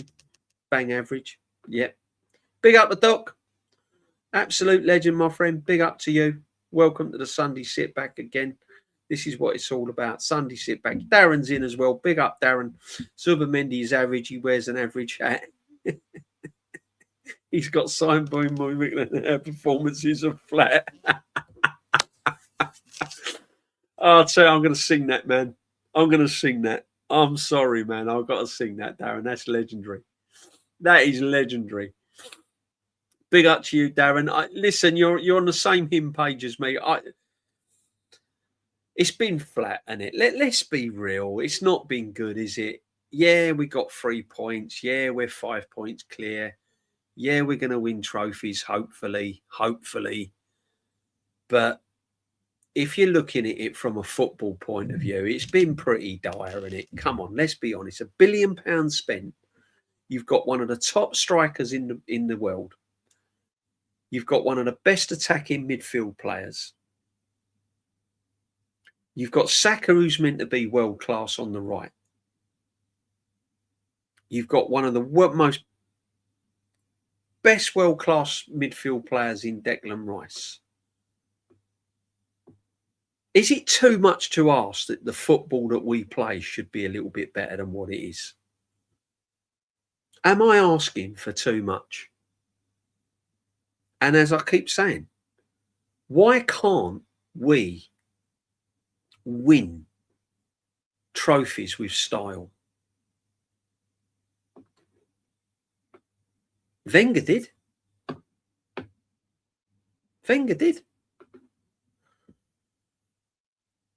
Man City's have, Liverpool's have over the years, Arsenal have over the years. We've seen it.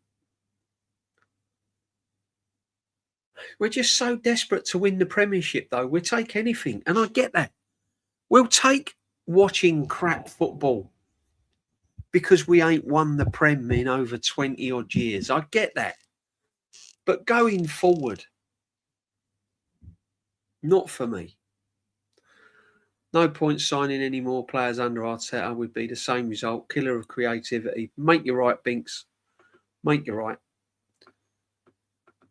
You just know this guy's going to get such a long contract if we win a trophy, isn't he? I think I was under the impression that if we won the Carabao Cup, they'll sack him. But the more the season's coming to an end, I'm thinking if we win the Carabao Cup and nothing else, I'm starting to think that he'll still be here.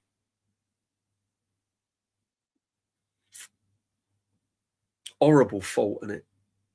Horrible fault.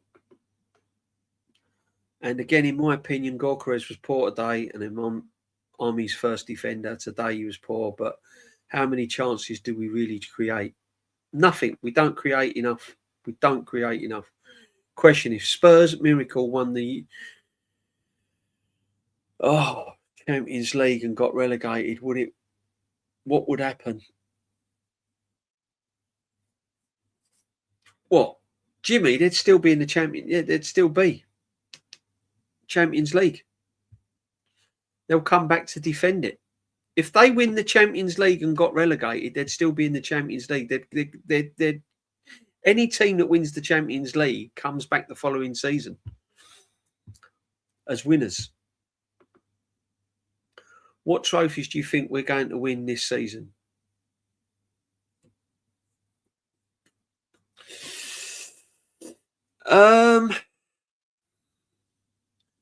Right, I'll answer that in two ways. What trophies do I think, if I was to pick one, the way this team plays, the style of football this team plays, and what this team is built for winning, I would say the Champions League. Because the way we play, the way we retain the ball, our positions, we don't really wander out of our positions. Players don't play this, they stick to their regimental positions. You don't see Saka coming into the middle from the wing.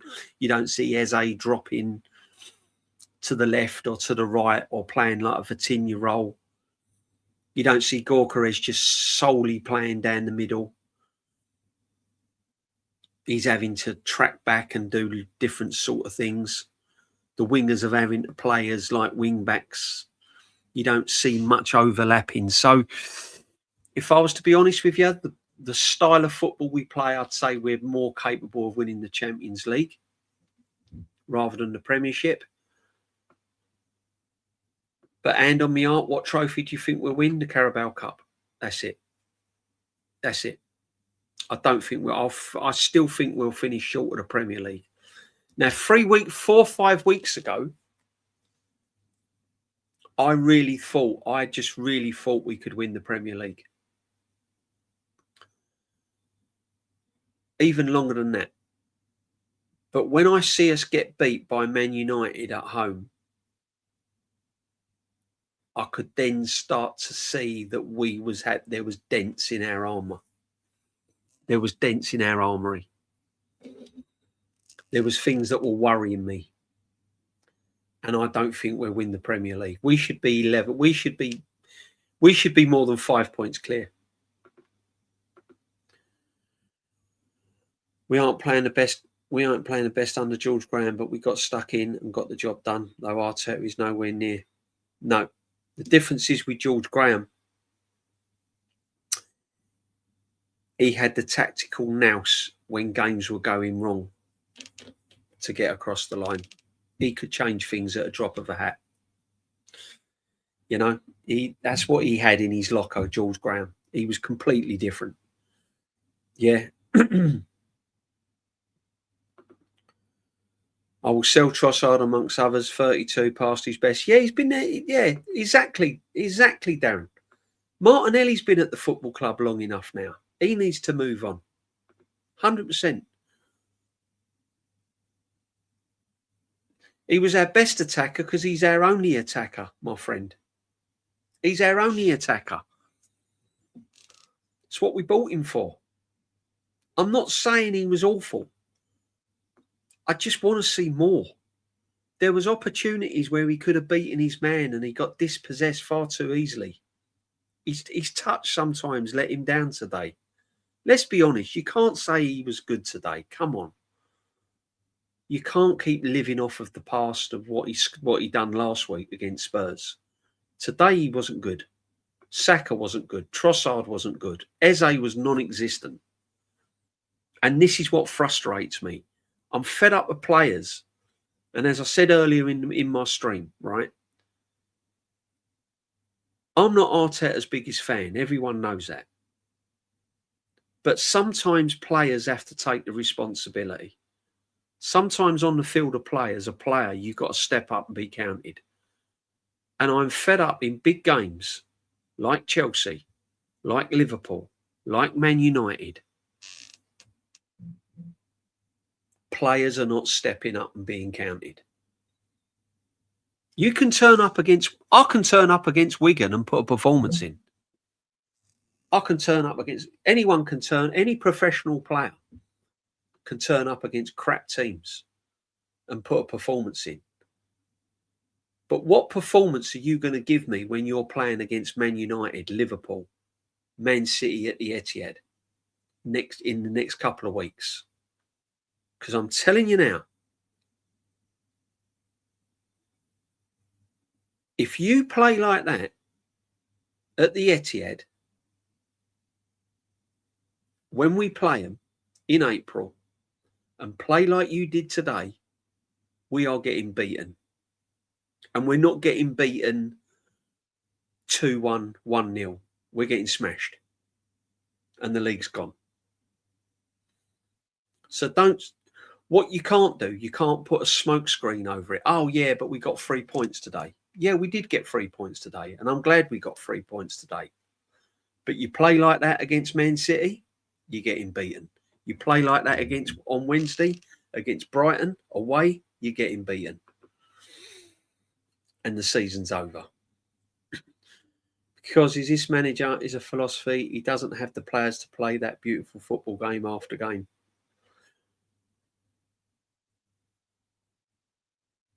He does have the players. Disagree. Saka. Look how he plays for England. Look how Eze was playing for Crystal Palace. Go and watch how Gyökeres was playing for Sporting last season. He does have the players.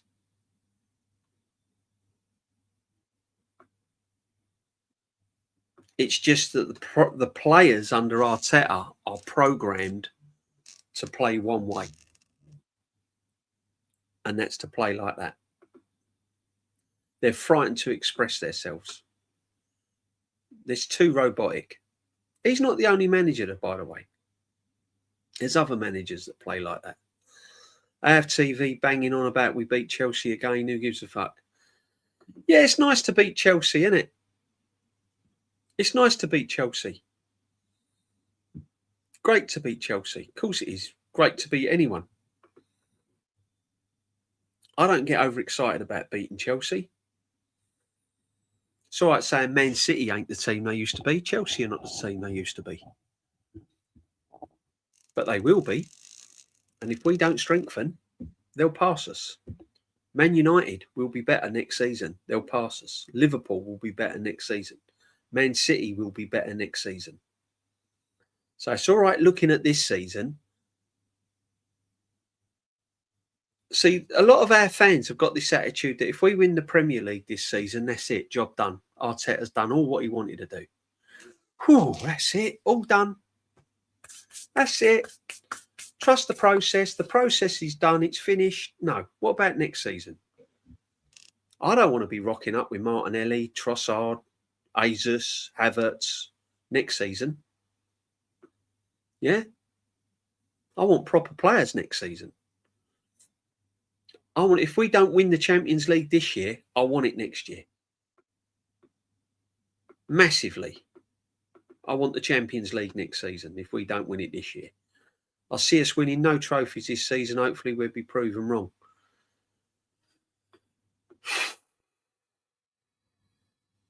I see where you're coming from. I can see where you're coming from. I get it. I get it. I just like to think that the one trophy we can win, because we're already in the final, the job's done. We just got to go and win it. I just feel that we can win that trophy. But as I said, if I was to put money on a trophy that I think we can realistically win, Champions League. I still think we can win the Champions League. I'm not saying we will, but I just don't see us winning the Premier League. Not now. I don't. I did, but I don't. Because I'm looking at the players, and as I said earlier, can you go to that next level? And I don't think they can in certain games. When I want them to go to that next level, I just don't think they can. I mean, they were praying for that final whistle against 10 men for Chelsea. Honestly. Lucy, big up Lucy Lane 1. Hope you're well. After not going for Kvaratskhelia, not getting Arsenal fan Semenyo was an awful mistake. He would have sold left wing for years. Even Lookman in January would have secured us. Absolutely massive. Great comment, Lucy. Thank you, sweet. Thank you. Yeah, any one of them I'd have been happy with. I said go and get Semenyo in January. I said go and get Semenyo in the summer. before the season had started, and everyone was going on about Rodrigo. And I said, realistically, Semenyo would be the easier target. Semenyo would be more of a better target to get than Rodrigo. No, go get Rodrigo. They was looking at the names. Like Mark, looking at the name. And we didn't get either. And I said, if we don't get Semenyo, we'll end up with no one. And we didn't get anyone. We gave Trossard a pay rise. 1 minute we was going to sell him. Next minute we're giving him a pay rise and everyone's jumping through hoops. Now we look at him and we think, oh, get rid of him. Zubimendi's a flop. I wouldn't say he's an absolute flop. But again, I just don't get the hype. For me, it'd go in the overrated category for me. When when we do our players overrated, underrated, this guy is overrated. In my book, he's bang overrated. I just don't get it. I don't think the players are good enough. Saka cannot take 2 or 3. Saka's finished. Saka is not the player. You might get the odd good game out of Saka. You might get the odd good thing out of Saka where you go, whoa, that was brilliant. Or he might score the odd banger. I'm not saying he's completely ruined, but I don't think Saka will get to the levels that we're all expecting he'll get to. And I said this before, I just think Saka's reached his level. And people will say to me, but he's only 24. Why are you saying that? Pure and simple is because the injury he's had has basically stumped his career. It's sidetracked it. Mentally, since that injury, he's not been the same player. And if you want to compare him to someone of his ilk with a really, really bad injury, go and look at Michael Owen. Gyökeres can't beat a player 1 versus 1. Eze loses the ball too many times. Zubimendi's not good enough passing the ball sideways. Exactly. Eze frustrates me, man. Eze's letting me down a little bit because I'm a massive, massive Eze fan. Massive Eze fan. But one thing that winds me up, I cannot stand lazy players. That's probably why I'll give Gyökeres a pass, because I know he's not technically gifted, but he's not lazy. He tries. With Eze, he sometimes strolls around as if he's been there and done it. As if he's man like Messi. You ain't done nothing. You won an FA Cup. That's it. I want a little bit more. And I think that's what gets me with Zubimendi. I sometimes think he's lazy. I want to see Zubimendi busting a gut like Declan Rice. And getting in positions like Declan Rice does. I think that's why I like Declan Rice. Because even when he's having, you can never say to Declan Rice, he's lazy or he goes missing. He might not have a good game sometimes, or he might be off it slightly. But one thing you can never accuse Declan Rice of being is lazy or off it. And Timber, can't accuse him of being lazy. Gabriel, Saliba. I'm looking at Saka, and there are times when I look at him and I think, you're lazy. You're not doing it. Eze, again, I look at him sometimes and he's not on it. And for me, it's unexcusable. I'd rather you bust a gut for 60 minutes, put your heart into it and get substituted, than give me 93 minutes of complete laziness. If we win it this season, the title, we will be mid-table next season, no doubt. Darren, if we don't strengthen in the right areas and sell the players, I've said that as well, Darren. I'm with you. I've been saying it from day one.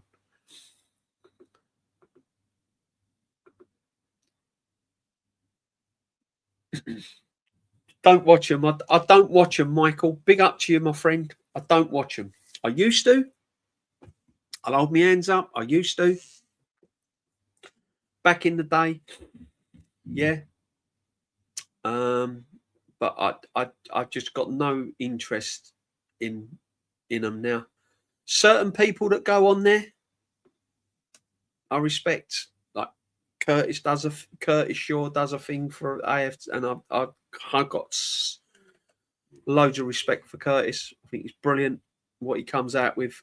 But yeah, other than that, no. Can you imagine a player like Cristiano Ronaldo playing for Arteta? He wouldn't last 5 minutes. He wouldn't last 5 minutes, my friend. If City win the title, it will be because of Guehi Semenyo. City rolled the dice while we stood on our heels. False manager. I don't think there's any money. I don't think. See, yeah, I see where you come from. I think we should have signed him at the beginning of the season.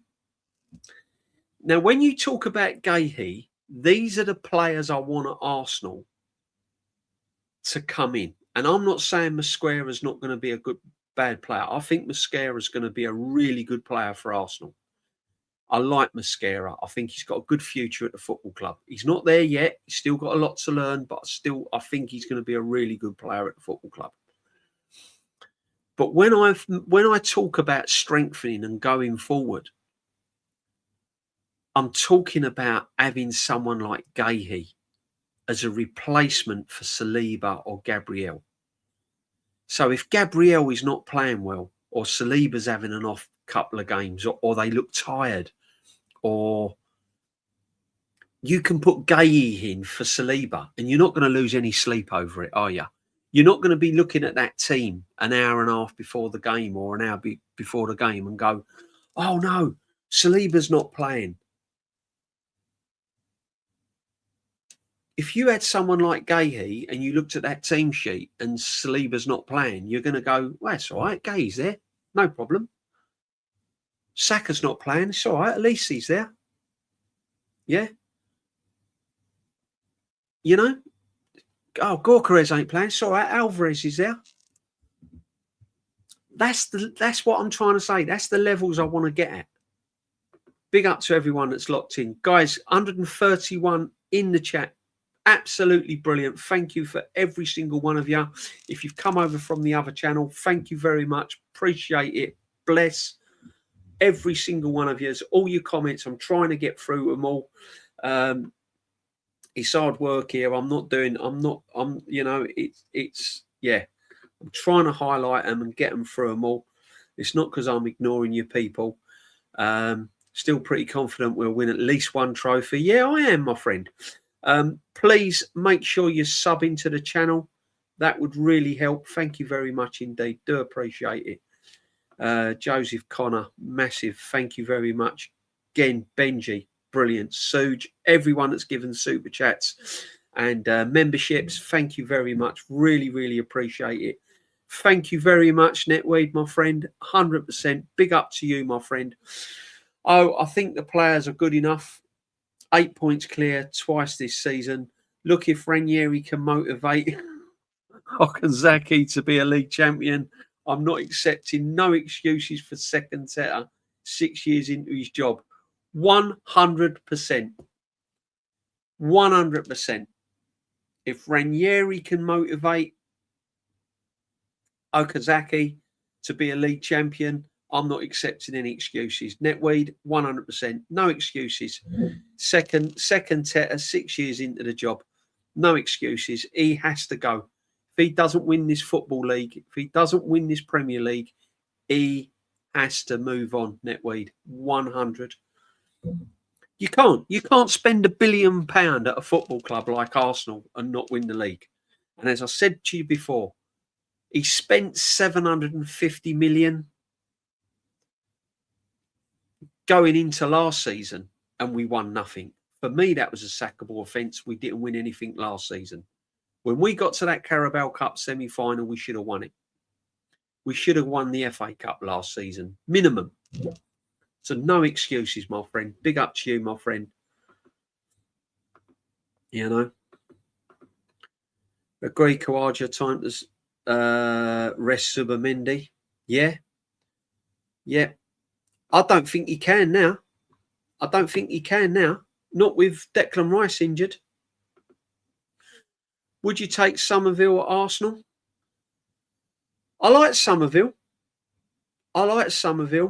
Bit erratic for me. If I'm going to be honest with you, for the amount of money you pay players now, Somerville, what, 45, 50 million? I'd like to think we could get better. I'd like to think Arsenal could get better than Somerville. Would I take Jared Bowen? Drop of a hat, I'd take Jared Bowen. 100%. Take Jared Bowen. Yeah. Jared Bowen. Now, he'd be another player, wouldn't he? That if you had a player out and you had Jared Bowen to come in or Jared Bowen to start, you ain't going to lose much sleep over it, are you? See, another player that I'd take as well. And I know what you're going to... Listen. I know what you're going to say. Because it's the Spursy thing. Oh, he's Tottenham. I wouldn't take him. Yeah. I'd take Van der Ven. I would take Van der Ven at Arsenal.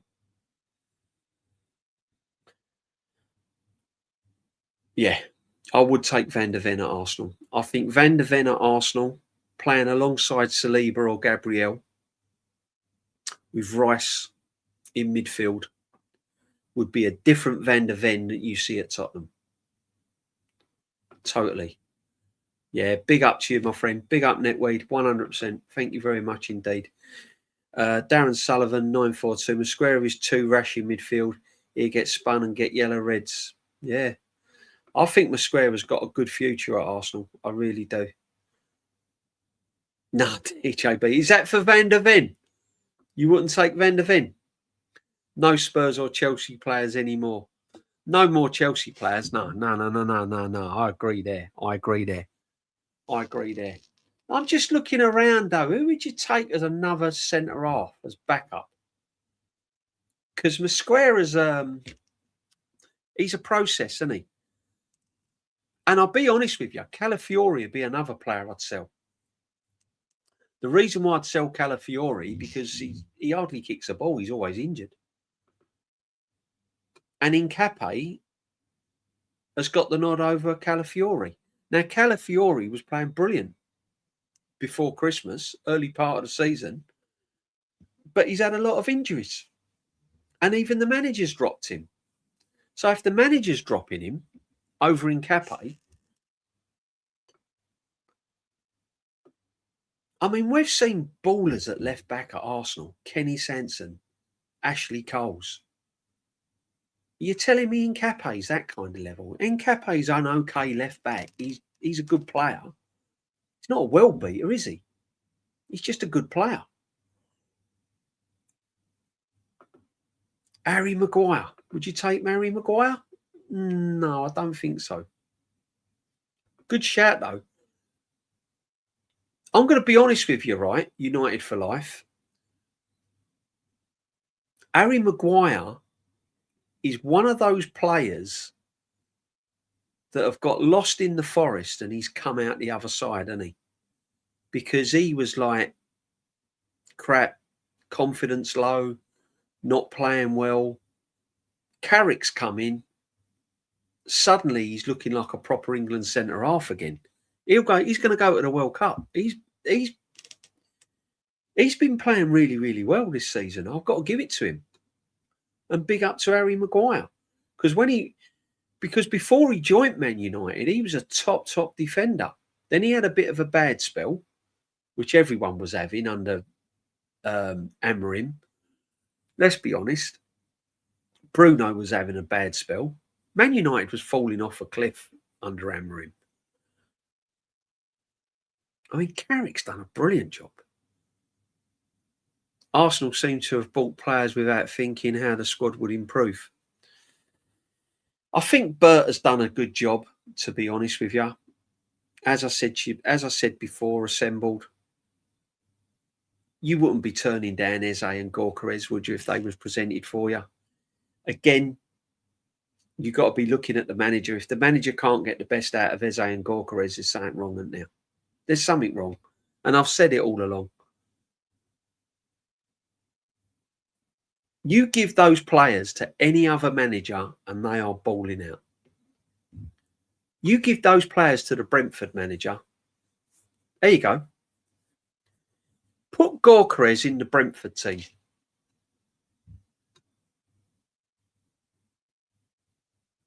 Look what Thiago's doing.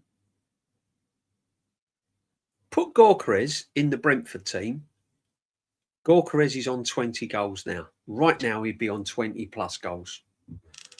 He'd be looking at 25, 27 goals for the season. How is a player like Gorkarez struggling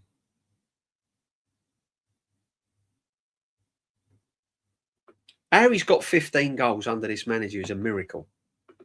Absolute miracle. I'll take Konza. Yeah, good shout. Konza. I like Konza. Weldy by daylight robbery. Emerge time goal by Bornedes. Weldy's by Dogu. Cunha. Stoke by Keane, Potter and Brentford. Deadlock by Forest. Owen goal is own goal against Wolves. Yeah. Gona SC. Exactly. 100%. 100%. Couldn't have said it better myself, my friend.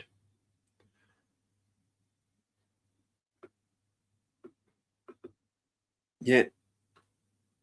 The City game is really looking to be Arteta's day. Who would have think it?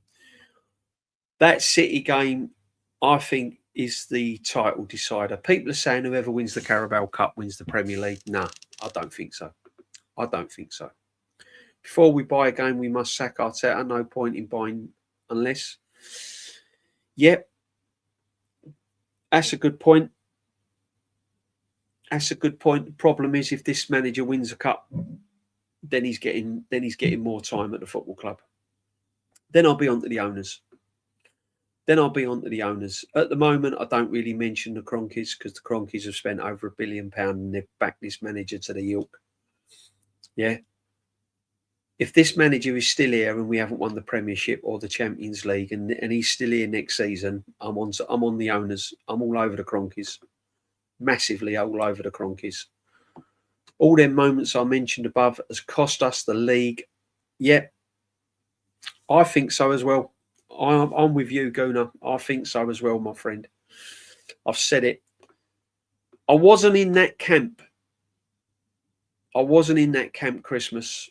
I honestly thought, and the only reason why I was saying that we'd win the Premier League come Christmas, like round about Christmas, was I was looking at Man City and Liverpool and all that, and I'm thinking, we ain't brilliant. But what we're doing is more effective than the crap that's in the Premier League right now. That's what I was looking at. I'm thinking we ain't fantastic, but we're better than what's in the Premier League. Now I'm looking at it and I'm thinking we ain't fantastic. And now it's on a knife edge because Man City are like, they've gone a lot of games unbeaten and they've got a lot of players that look fresh. Braithwaite is who I would take. Yes, good shout. Braithwaite. He's a bit injury prone now, isn't he, Braithwaite? He's another one that's had a bad hamstring injury as well. I wouldn't be opposed to Van der Ven backup. Maybe Jed Spence I'd take Kudus personally. Kudus been out injured a lot, hasn't he? Jed Spence. I did say Jed Spence, but don't know. I'd take Van der Ven. I think Van der Ven's a good centre half. And Doggy isn't half bad either, but these are all last-ditch options.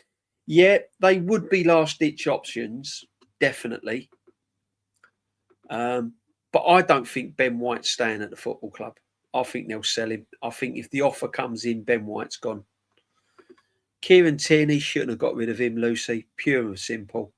The only natural left back we had, and we shouldn't have got rid of him. We should have at least got Kieran. We should have had Kieran. Kieran Tierney should have been one of our. He should have gone down as a legend at this football club.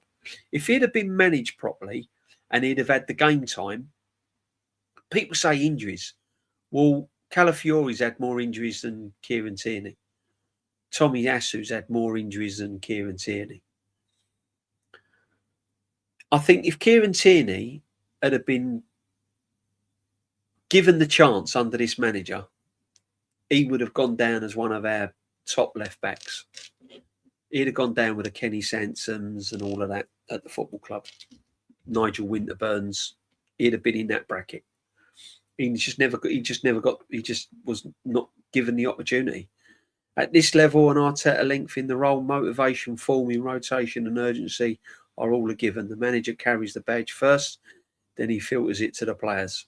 Exactly. Forming, rotation and urgency are all a given. The manager carries the badge first. 100%. Buck stops at the manager, my friend. Said it all along. Yeah, make sure you sub into the doc. It's there. Sub to the doc, my people.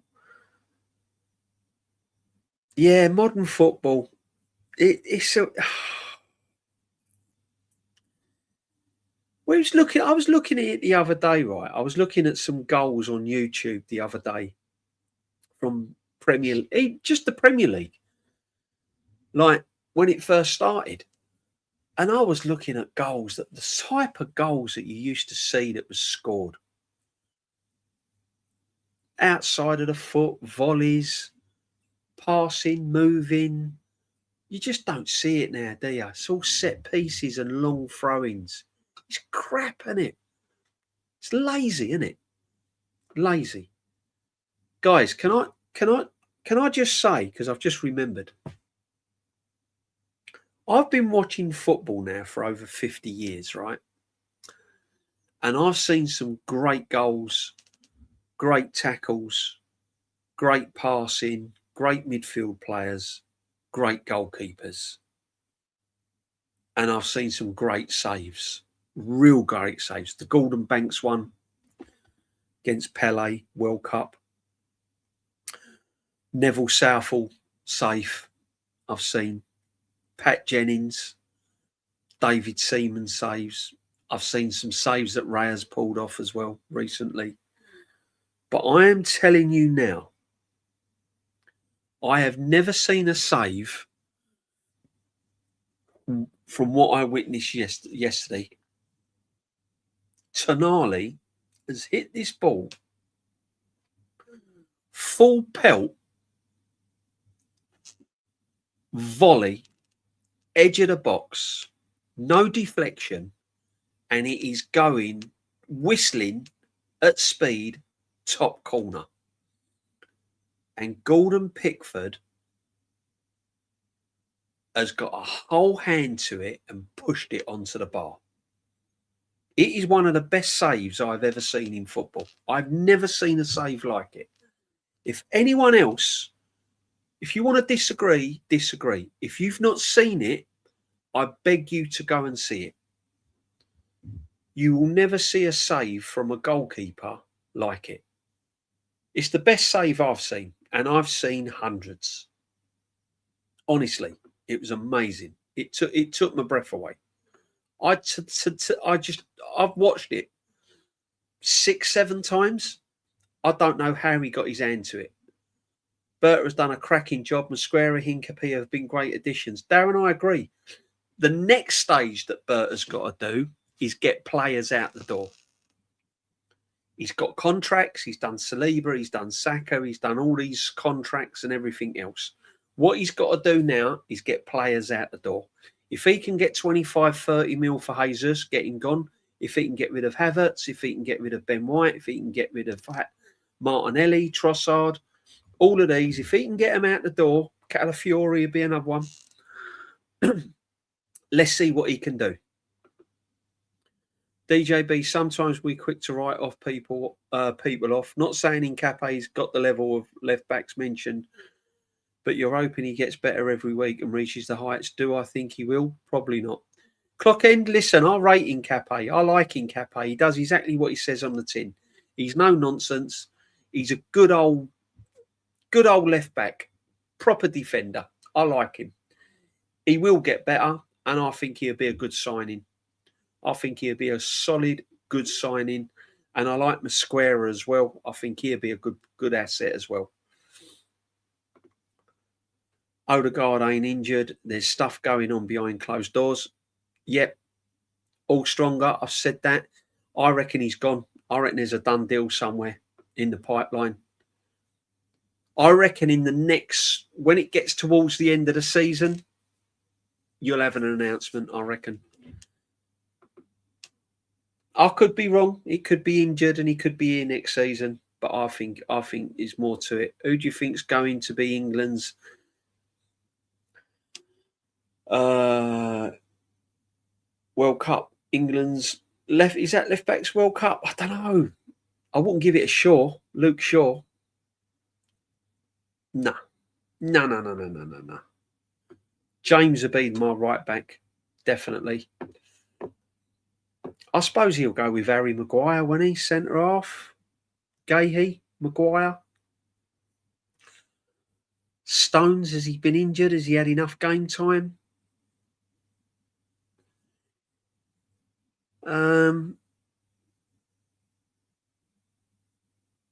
I just think Harry Kane's key. If Harry Kane ain't in that England team, we're going to struggle.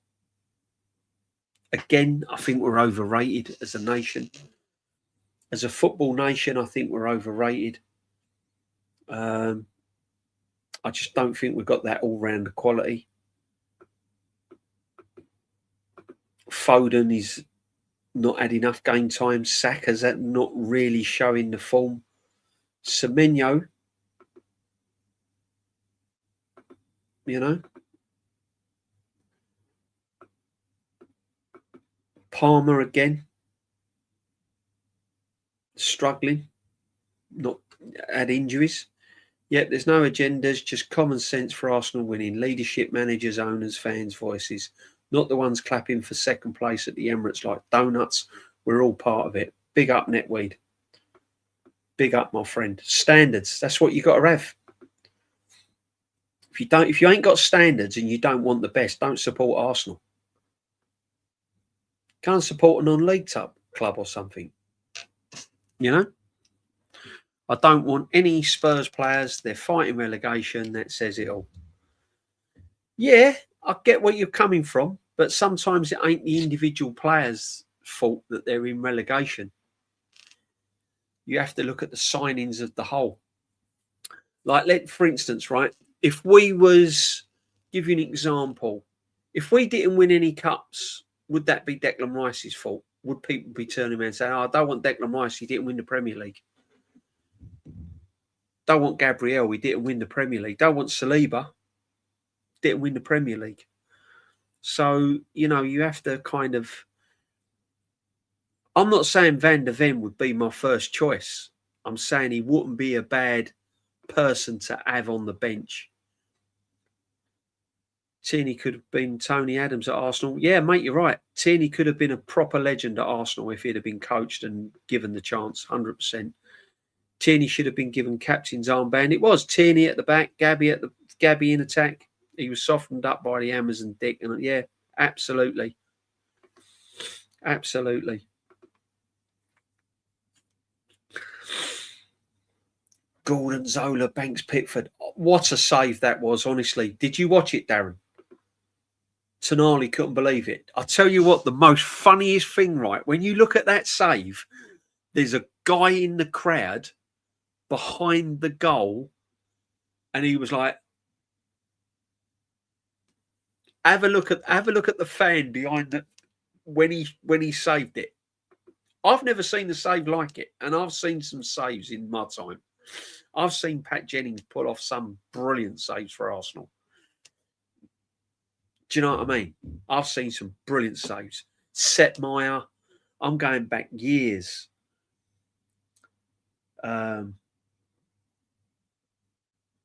Buffon, like top goalkeepers.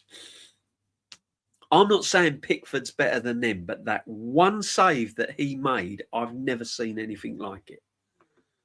Big up, Cole. Absolute legend. One of the greatest saves I've ever seen. End of. Cole, thank you, man. Thank you.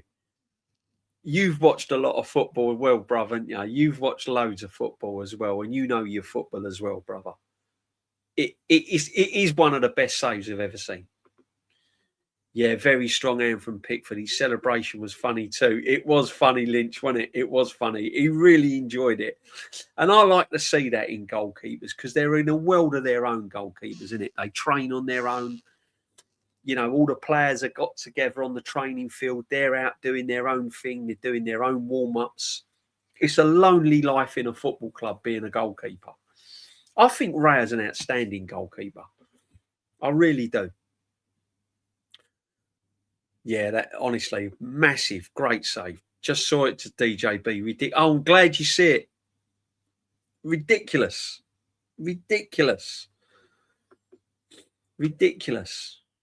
Well said. Get them all out. Yeah, exactly. Get them all out, my friend. Listen.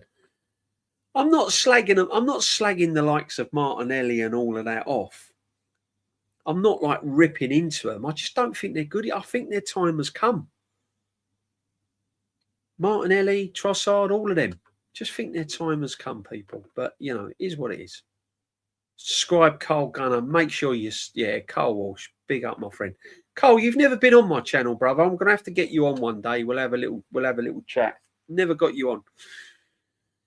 Luke Shaw, England's left back. You reckon? No, I can't have Luke Shaw as left back, man.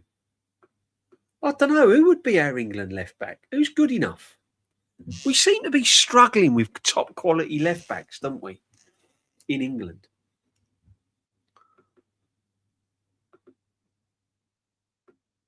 Who has England got that's absolutely top quality left back? See, Luke Shaw is the best option. I think he's about the only option, isn't he, Darren? But it ain't good, is it?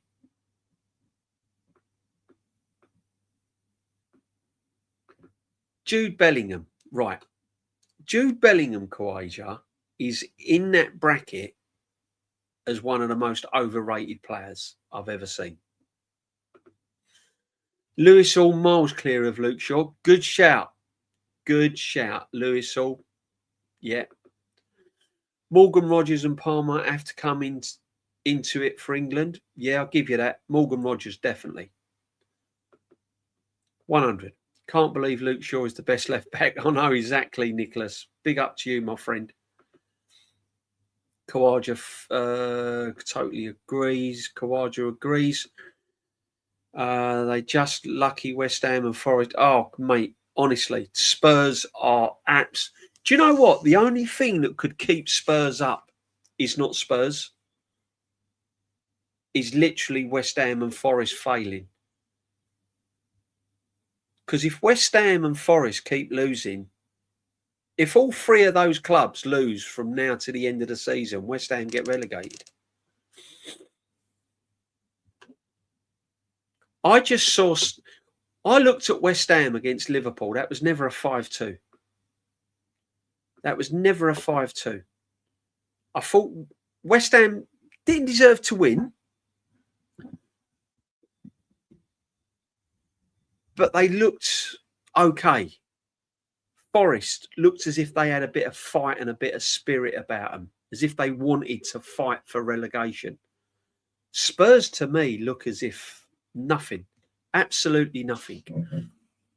Are they the best team on paper? Probably.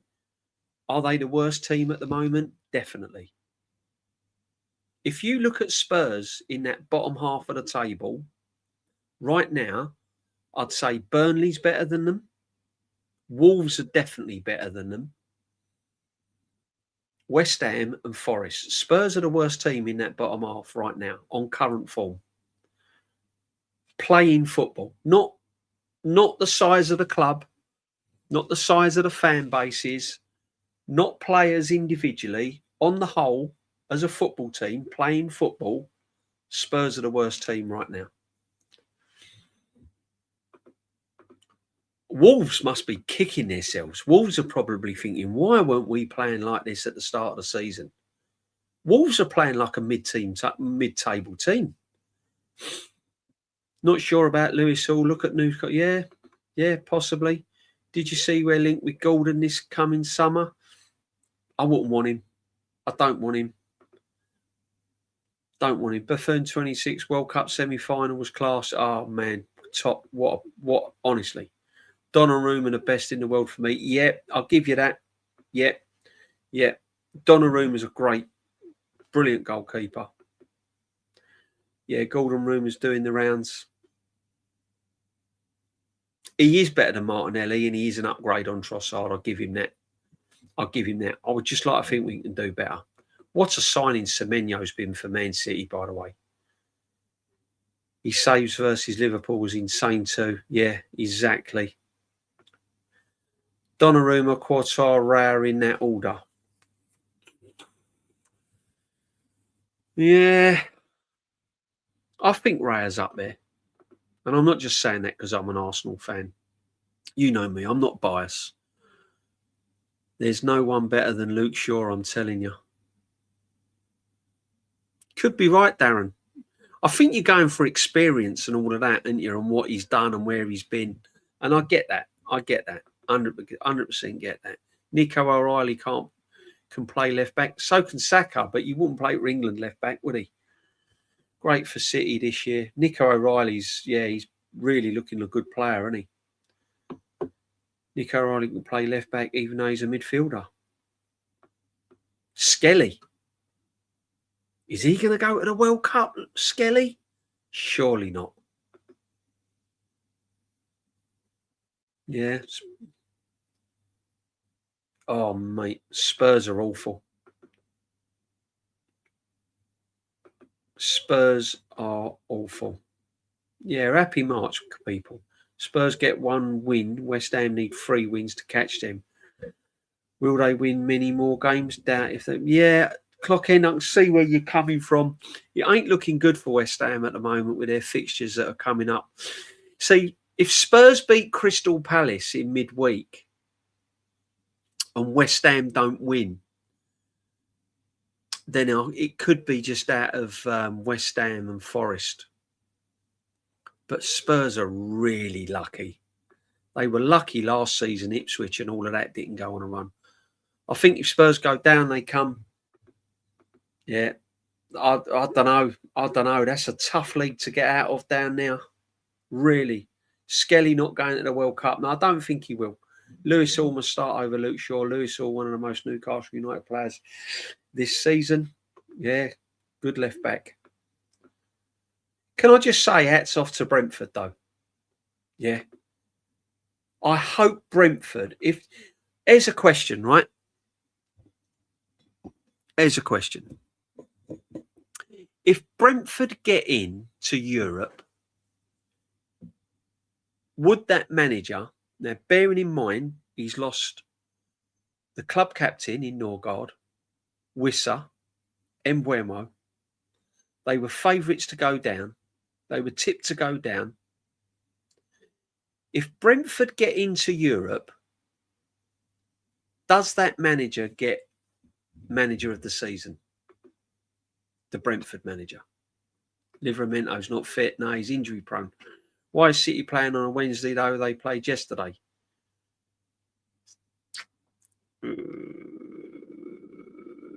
Don't know. Is it because... I'm not sure. Did they play Wednesday? I thought they played Tuesday. Spurs are right in the dogfight. Might go to the wire. West Ham are on them. Yeah, West Ham could, DJB, to say Top Gooners will say we will beat Brighton because they only beat Forest. Yeah, ridiculous, Joseph, isn't it? Ridiculous what they come out with. Absolutely ridiculous. Yeah, that Brentford manager, I mean, imagine Brentford getting into Brentford in Europe. Come on, man. I was watching them non-league not so long ago, like Do you know what I mean? Brentford in Europe. Let's have a quick look at the post-match conference, Arteta. Let's have a little look at what he's saying. There's our man. Look, come on, guys. Help me out here. What do I do? Please, win a corner. Get a set piece. Anything.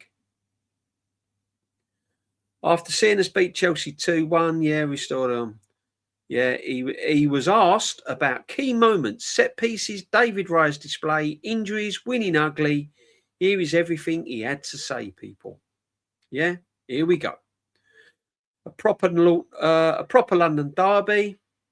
We expected that because of the quality of the opposition, because of the individual quality that they have, and because we played them 4 times already. So we know how good and difficult they are to play against.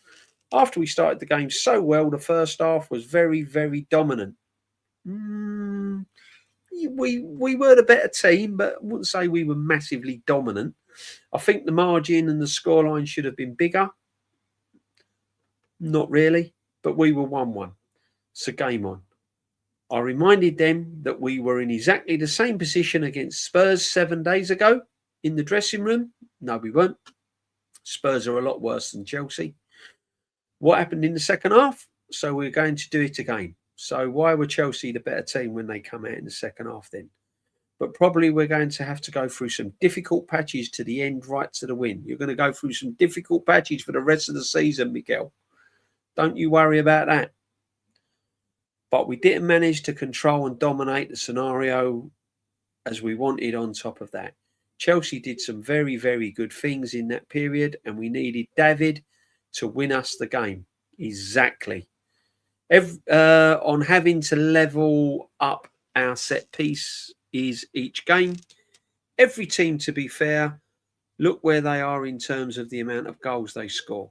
And they have more quality score probably than anybody else to create. Oh, waffle. And the team and the game at the end decided to respect.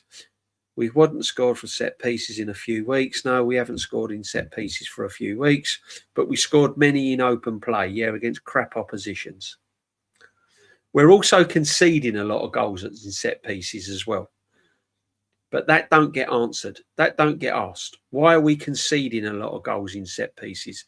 I think if you look at the league table on the teams that have conceded the most goals on set pieces, I think we're up there, you know. I think we're up there. So that's something we're not working on. David Raya's performance and personality. Why do we need to know about his personality?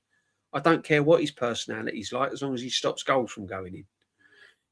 David is one of the real leaders, without a doubt. So why'd you make Odegaard captain then? He's a keeper who knows how to maintain his focus and decide in a football match when you need him, because sometimes he doesn't participate and in one reaction he's there. It's very, very difficult to do. And the save he made in that last action, it's a cross, it's not a shot, but ended up being an unbelievable shot. I got the right angle in my heart, almost stopped, but David's hand was there to get it back to life. What's he on about? Madness. On whether Raya suffered an injury at the end, I don't know what happened in the action. He had some niggles this week, so I don't know if he's related to that, but overall very happy. Oh, right. So David Raya's a doubt for Brighton then by the looks of things, people. Or he could be. Showing emotions, that's what we have to do. Gaining context, scenarios becoming really difficult. The emotional part is not there. Quality of the opponent, you cannot do it basically, but certainly blah, blah, blah, blah, blah. Chelsea, for the manner in which they've done it, the way they use the keeper in extra player, the encourage they show, how they get out of tight situation is unbelievable. Any player like Lavia, Caicedo, Cole, there aren't many players that can do that, and because you have a problem. On whether Mikel has a black eye, I'm very good. Why are they asking him if he's got a black eye? Did he play then? Honestly, these questions are crap, aren't they? Let's have a look. Question D. Why does Arteta always play Rice and Zubimendi in midfield together sometimes? They're predictable. Don't know why he don't change it up. Don't know why. There's certain games he don't have to. Certain games I think he could just play Rice as a 6 and he could play an extra attacking midfield player.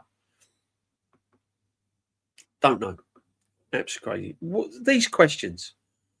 What dickhead asked if he had a black eye? On the manner of the winter day, I'm trying to stay calm, but obviously we weren't getting the dominance and the sequences of play. See, he knows he's under pressure. He's trying to stay calm. He knows the team are not dominating in all the areas. So you have to navigate through that. Can they keep navigating it, though? I don't think they can. The manner and the margins are small. Yeah, see, the manager and the margins are small. And this is why you need your top players to step up. This is why you need your Eze to step up, your Gorkarez to step up, your Saka to step up. This is what he should be saying. The margins are small, so I need my top players at this football club to step up week in, week out, and not against crap oppositions.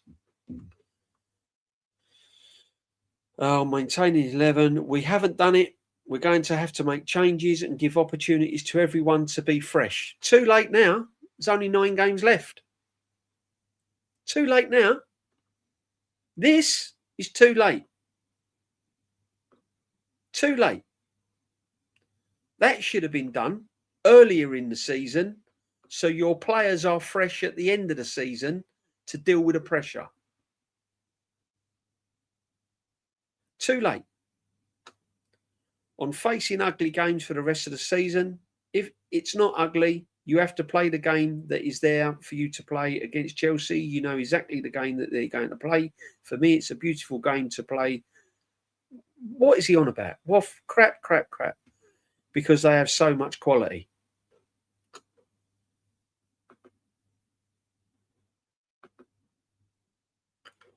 Because they have so much quality. So why have we got... Where's our quality then? Why have we got to lower our standards to Chelsea just because they've... Where's our quality? We've got enough quality to up our game. We don't have to play ugly. If Eze decides to show up in big games, if Saka plays if Saka plays like he did in 22-23, we don't need to play. If we get the ball moving quicker, get the tempo going, why do we have to play ugly? We've spent £1 billion. We've spent £1 billion. Shouldn't be playing ugly if we've spent that sort of money.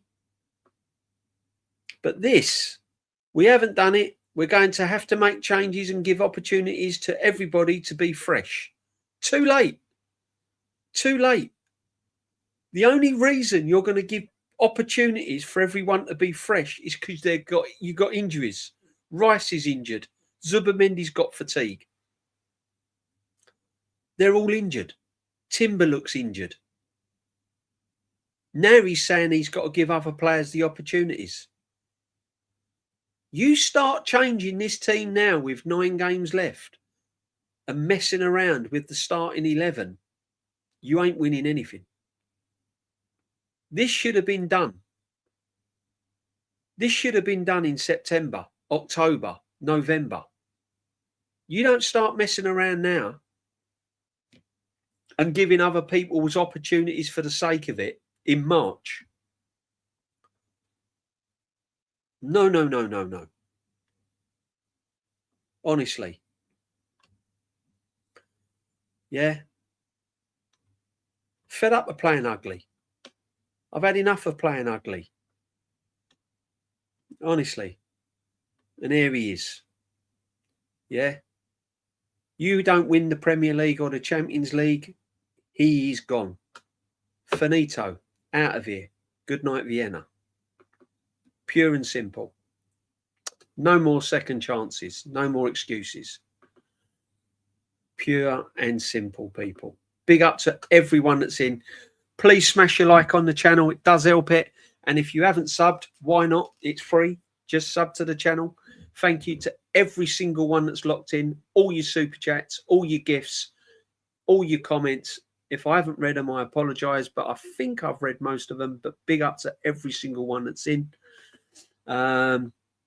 Make sure that you're subbing as well. Rice will play on Wednesday. Why? Because he's injured. Yeah, probably. This is what's going to happen, isn't it? He's going to probably play because he's injured. If he ain't fully fit, he doesn't play. Simple as that. Why risk him? Why risk him? Darren, the Spanish Ponce being stealing a living since 2020. Yeah, I make you right, Darren. I make you right. I've had to suffer him this season. I wanted him gone last season. And the reason why I wanted him gone last season, because I thought he'd had his time. I thought he'd reached his limit, the manager. He didn't win anything, and I wanted him gone. I wanted all the money that was spent this year on new ideas, new manager, new tactics, freshen it all up, start again, rip it up, start again. And he's still here. We're in a position where we can win trophies. I'll give him the benefit of the doubt. If he doesn't win, see you later. Ta-da. Carabao Cup, no, not good enough. FA Cup, no, not good enough.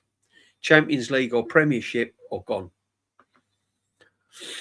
He's going to start rotating the squad now. You couldn't make it up. Lux, you can't. This is what this manager does, man. This is what worries me with this manager. This is why I'm like this. This is why I'm a bag of nerves. This is why I'm losing all my hair. This is why I'm like, you know, all over the shop when I go Arsenal. Because I just, honestly, you heard him say it. He's going to freshen it up. He's going to do this. He's going to do that. You don't start rotating in March. You don't start playing Norgards and not Rice. You don't start, you know why he's saying it? Who did he bring on today? Who did he bring on today, people? Kai Havertz. What's he going to do against Brighton? I bet you Kai Havertz starts. He'll either drop Eze for Havertz or Gyökeres for Havertz. Bet you. 100%. Mind you, if Eze is not performing, see, as a manager, and you're looking at Eze and you go, hang on a minute, you've just dropped an absolute stinker there. And yet everyone was waxing lyricals when you played against Tottenham. Sorry. Kai's starting in the 10.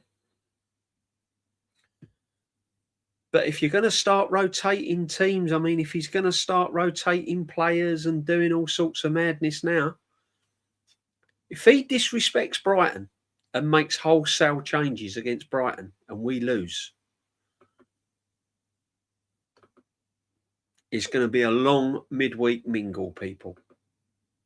Rotating to him to drop Eze for Havertz, Martinelli coming in for Trossard.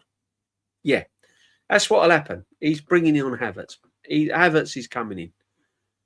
Big up, Luke's lucky bunch. Big up to you, my friend. Bless. Nicholas, I can't bear to listen. Justin, oh no, man.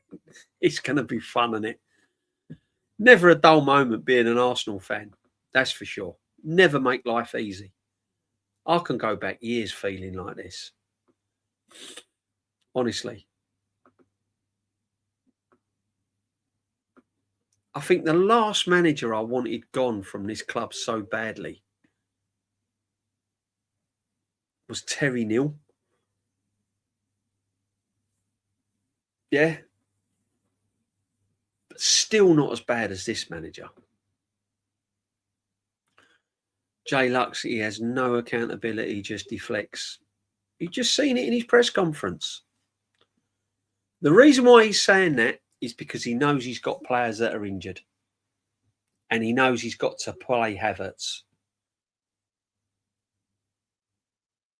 Havertz is playing against Brighton. And Norgard's coming in for Rice.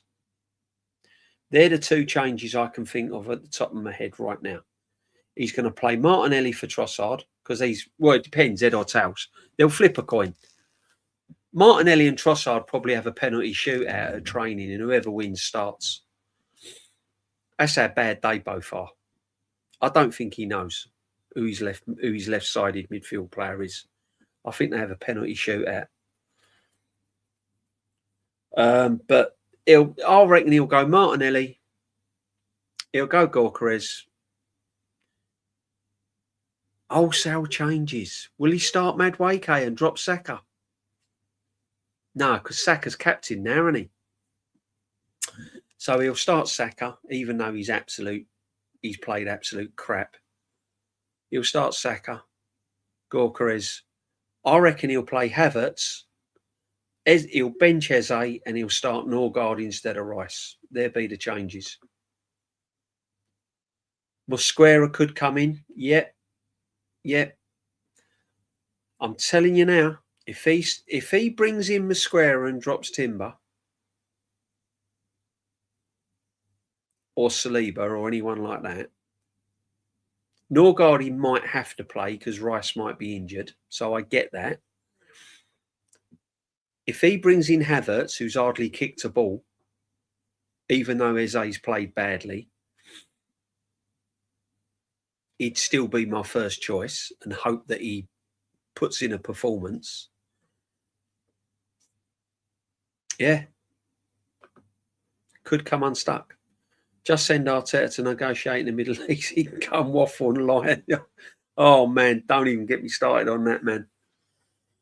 Yeah, I know, Lux. It's all bad news at the moment, my friend. That's all terrible stuff that's happening out there. I hope it gets started. You just judge. Do you know what I mean? Crazy, isn't it? He won't make loads of changes. That will happen against Mansfield. Yeah, probably clock end. Probably. But you never know, do you? We just don't know. What he said there, though, is pretty... it is a worry, isn't it? It is a worry. But we'll have to wait and see. Thank you for all your super chats. Thank you for your stickers. If you've got a membership, Benji membership, Prone with a membership as well, absolute legends, all of them, absolutely, all of yous as well. If you've just joined us for the first time, welcome to the community, and make sure you have a sub on the channel as well. We're on the rise. We're on the rise, people. The subs are going up slowly but surely. They're going in the right direction. Big up to every single one of yous that are in. But yeah, so we get the 3 points today, and we march on to the next one. It wasn't pretty, it wasn't brilliant, but then again, what I said at the start of the stream, have we been brilliant? For me, what I saw today is pretty much what I've been watching every week in, week out. Yes, there was the odd game where we've blown teams away and we've looked impressive, but few and far between, people. Few and far between. What I witnessed today is what I've witnessed a lot of times under this football manager. It might get us over the line this season, and if it does, it papers over a few cracks. If we don't, then I want changes. And in Mikel Arteta's words, wholesale changes. Freshen it up. Like you want to freshen your team up, Mikel, I want Arsenal to freshen up if we don't win anything. And that freshening up is getting rid of 6 or 7 players and the manager as well. New ideas, new tactics. That's life. That's life. Yeah. And that's the way it is. Big up every single one. Where would you rank Arteta amongst the best managers you've seen? Nowhere near my top 10. Nowhere near it. Nowhere near it. Way down. There's hundreds of managers before him. Trapattoni, Ancelotti, Ferguson, Wenger, Pep, Klopp. I mean, I'm just reeling them off. Yeah. So, yeah, big up. DJB, you doing members this week? I see you got 15 new members today. I am going to do a members. I was thinking of doing a members stream next Sunday before I do the sit back. So I was thinking of doing a member stream because Monday's difficult because I do Lee's channel and I do the OGs. Tuesday I do the old school show. I could do one after the old school on Tuesday. Next Tuesday. I could do one after I could do a member stream next Tuesday week. And then what I'll do is I'll put a link in the chat and then you can come on and put your opinion in and just an open chat. What I want to do on a member stream, I want to do a overrated, underrated players that you think are overrated, underrated. We chat about different players and stuff. Start, bench, sell, Van Morrison, Phil Collins, Peter Gabriel. Right. Brilliant one. Oh, wow, Lynch. That's a tough one, man. Oh, God. Wow. Right. I'm going to go sell Phil Collins, start Van Morrison, bench Peter Gabriel. Start, sell, bench in that order. How's that, Lynch? Yeah. You threw one at me there, brother. You threw one at me there. Clough, Shanklin, Paisley, yeah, they're all above Mikel. Trapattoni, Ancelotti. Yeah. All of them. How can you rank a fella with one FA Cup to his name? You can't. You can't rank him. You can't rank him. You can't rank him. You can give him credit. Clough as well. Brian Clough, man, miles better. Way above Arteta. Brian Clough probably is up there touching on Alex Ferguson. Yeah, Lux, there will be a member stream. I've just got to... Yeah, it's just time. It's just... No, I will. Because what I might... so it'll either be Tuesday week, not this Tuesday, because I haven't got my head around it and I want to make it a little bit special. It'll either be Tuesday week, so not this Tuesday, next Tuesday, or next Sunday before the sit back. Just keep an eye out, guys, and there'll be a member stream. Yeah, big up to you, my friend. PFC TV as well. Big up to you. Hope you're well and your family and everyone. Good win for Man United, my club, up to third place. I've been praising Man United, and they're my biggest rivals. I've been praising Man United. I think Carrick's done an exceptional job. And it's a scary place. If you got Man United coming up from the dead, scary. Massive club, huge pool. Yeah. And do you know what? I'm going to say it in a funny sort of way. I'm glad because I think the Premiership's a lot better for a good Man United team to be in it. I really do. I think Man United deserve to be in Europe. You can't. It's just not the same, is it? It's like having the World Cup without Brazil. Having the Champions League without Man United is not the same. So, yeah, big up to Man United. Hope they continue to do well, but not as good as Arsenal, all right? So don't get carried away. You're not in Arsenal's league yet. Not yet. Not yet. Not this season, anyway. What good job. What's good, DJB? All good, Glory Days? All good? Yeah, it's all good. Elite managers are measured by silverware. I suppose it has to be, doesn't it? You know, people say about, oh, yeah, just because you've won silver, but everything's measured by success, isn't it? Everything. You know, whatever walk of life you're in, unfortunately, it's measured by success. If you're a good school, it's measured by how successful you've been in your exam results and your Ofsted or your inspections, or whatever you call it, wherever you're from. It's measured by your exam results. If you're a good hospital, it's measured by your patients. It's measured by results. If you're a good car manufacturer, it's measured by how reliable your cars are. You know, football's the same. When football players play football, they don't play football. Their ultimate goal of playing football is to reach their full potential. Now, that might be being realistic and playing for someone like Brentford. Their main goal probably is to stay in the Premiership. And for those players to stay in the Premiership playing for Brentford, they've reached their goal. So that's their trophy. If they go one better and qualify for Europe, then they've done exceptional, right?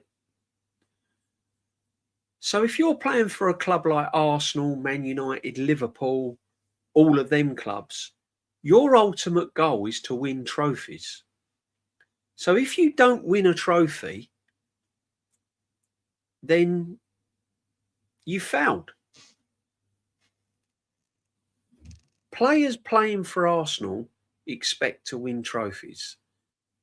And although Saliba has signed a 5-year deal, Saka has signed a 5-year deal, Declan Rice might sign a new contract, blah, blah, blah, blah, blah, blah. If they don't win anything this season, they're going to go somewhere where they can win trophies. So if the manager is still here next season and he gets a 3-year deal and he hasn't won anything this year, and PSG or Bayern Munich come in for Saliba, he's gone. He's gone. He'll go to Berta and he'll say, get me a good deal. I want to go. DJB to Dublin to meet Shane. Yeah, 100%. I'm off. I'm going. DJB, can you see Spurs going down? I can.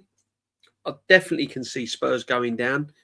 The only reason why I might think Spurs won't go down is because they've got that buffer on West Ham. They've just got those points in the bag over West Ham. And I think if Spurs can win a game and draw a game and West Ham lose, I just might think they might have lady luck on their side. But I said it earlier that on a football level, out of all them bottom clubs, take away that Spurs are a supposedly top 6 clubs, take away the size of the football clubs. On a football level, on a playing field, they are playing the worst football at the moment. Burnley are playing better than them. Wolves are playing better than them. West Ham are playing better than them. And Nottingham Forest are playing better than them. Spurs are playing dreadful.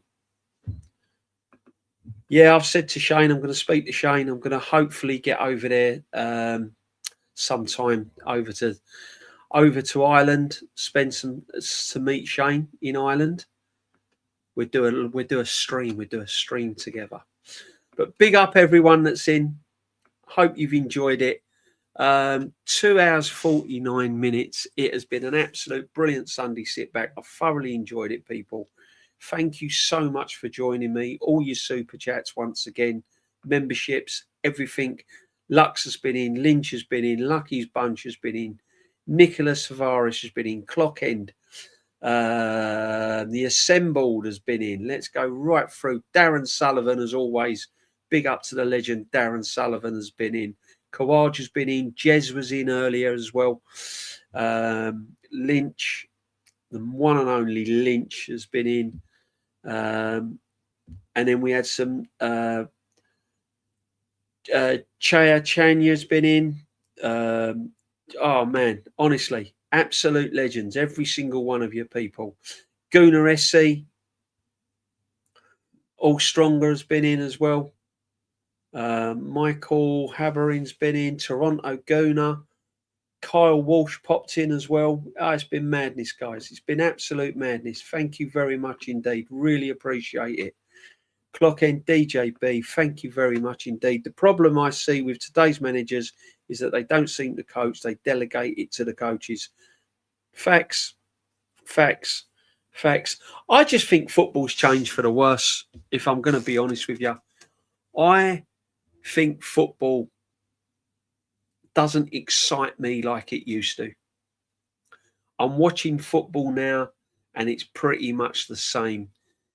The only football that excites me, I sometimes go backstage and watch football with Southern Gunnar and Lee, and we watch highlights from La Liga 2 and Spanish football, Division 2 Spanish football and stuff like that. And some of the football you see is just incredible. Really exciting stuff, brilliant goals and everything else. Yeah, it's all gone. Yeah, big up, Darren. Absolute facts. All gone woke and too robotic. It is. It's all samey. I mean, when has the long throws started to come back? Why is that? Most goals now are scored from set pieces. It's just like, you don't see any worldies anymore, do you? You know what I mean? But having said that, I enjoyed that game, the Brentford and Burnley game. I really enjoyed that, watching the highlights of that. I really did. Yeah, clap DJB out. Chat, great stream. Cheers, Darren. Big up, my friend. 100. Big up to every single one of you. Guys, have a great week. Happy March as well. We got to March. It's flown by. Absolutely flown by. After 219, it turned crap. Yeah, Nicholas, it ran it did actually. Since COVID. I don't know what happened. COVID come along and suddenly football, I don't know what happened. Ian Hutchinson at Chelsea, first long throw specialist ever saw. Yeah. He had a long throw, Ian Hutchinson. Blimey. I remember some of his throws. How have we gone back to that, though? That's madness, isn't it? That's for another time, people. We'll chat to that about another time.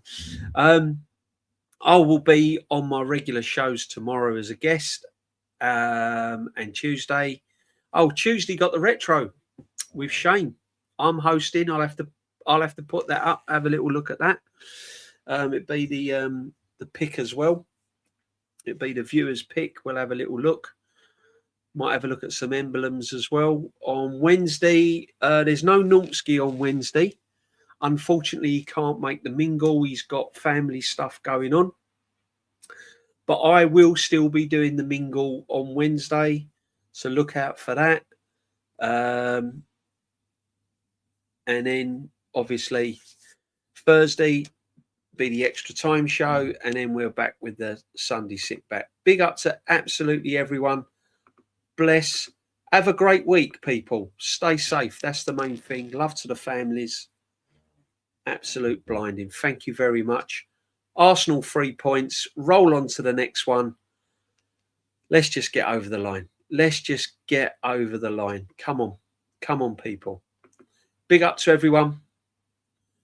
And that's it. Bless.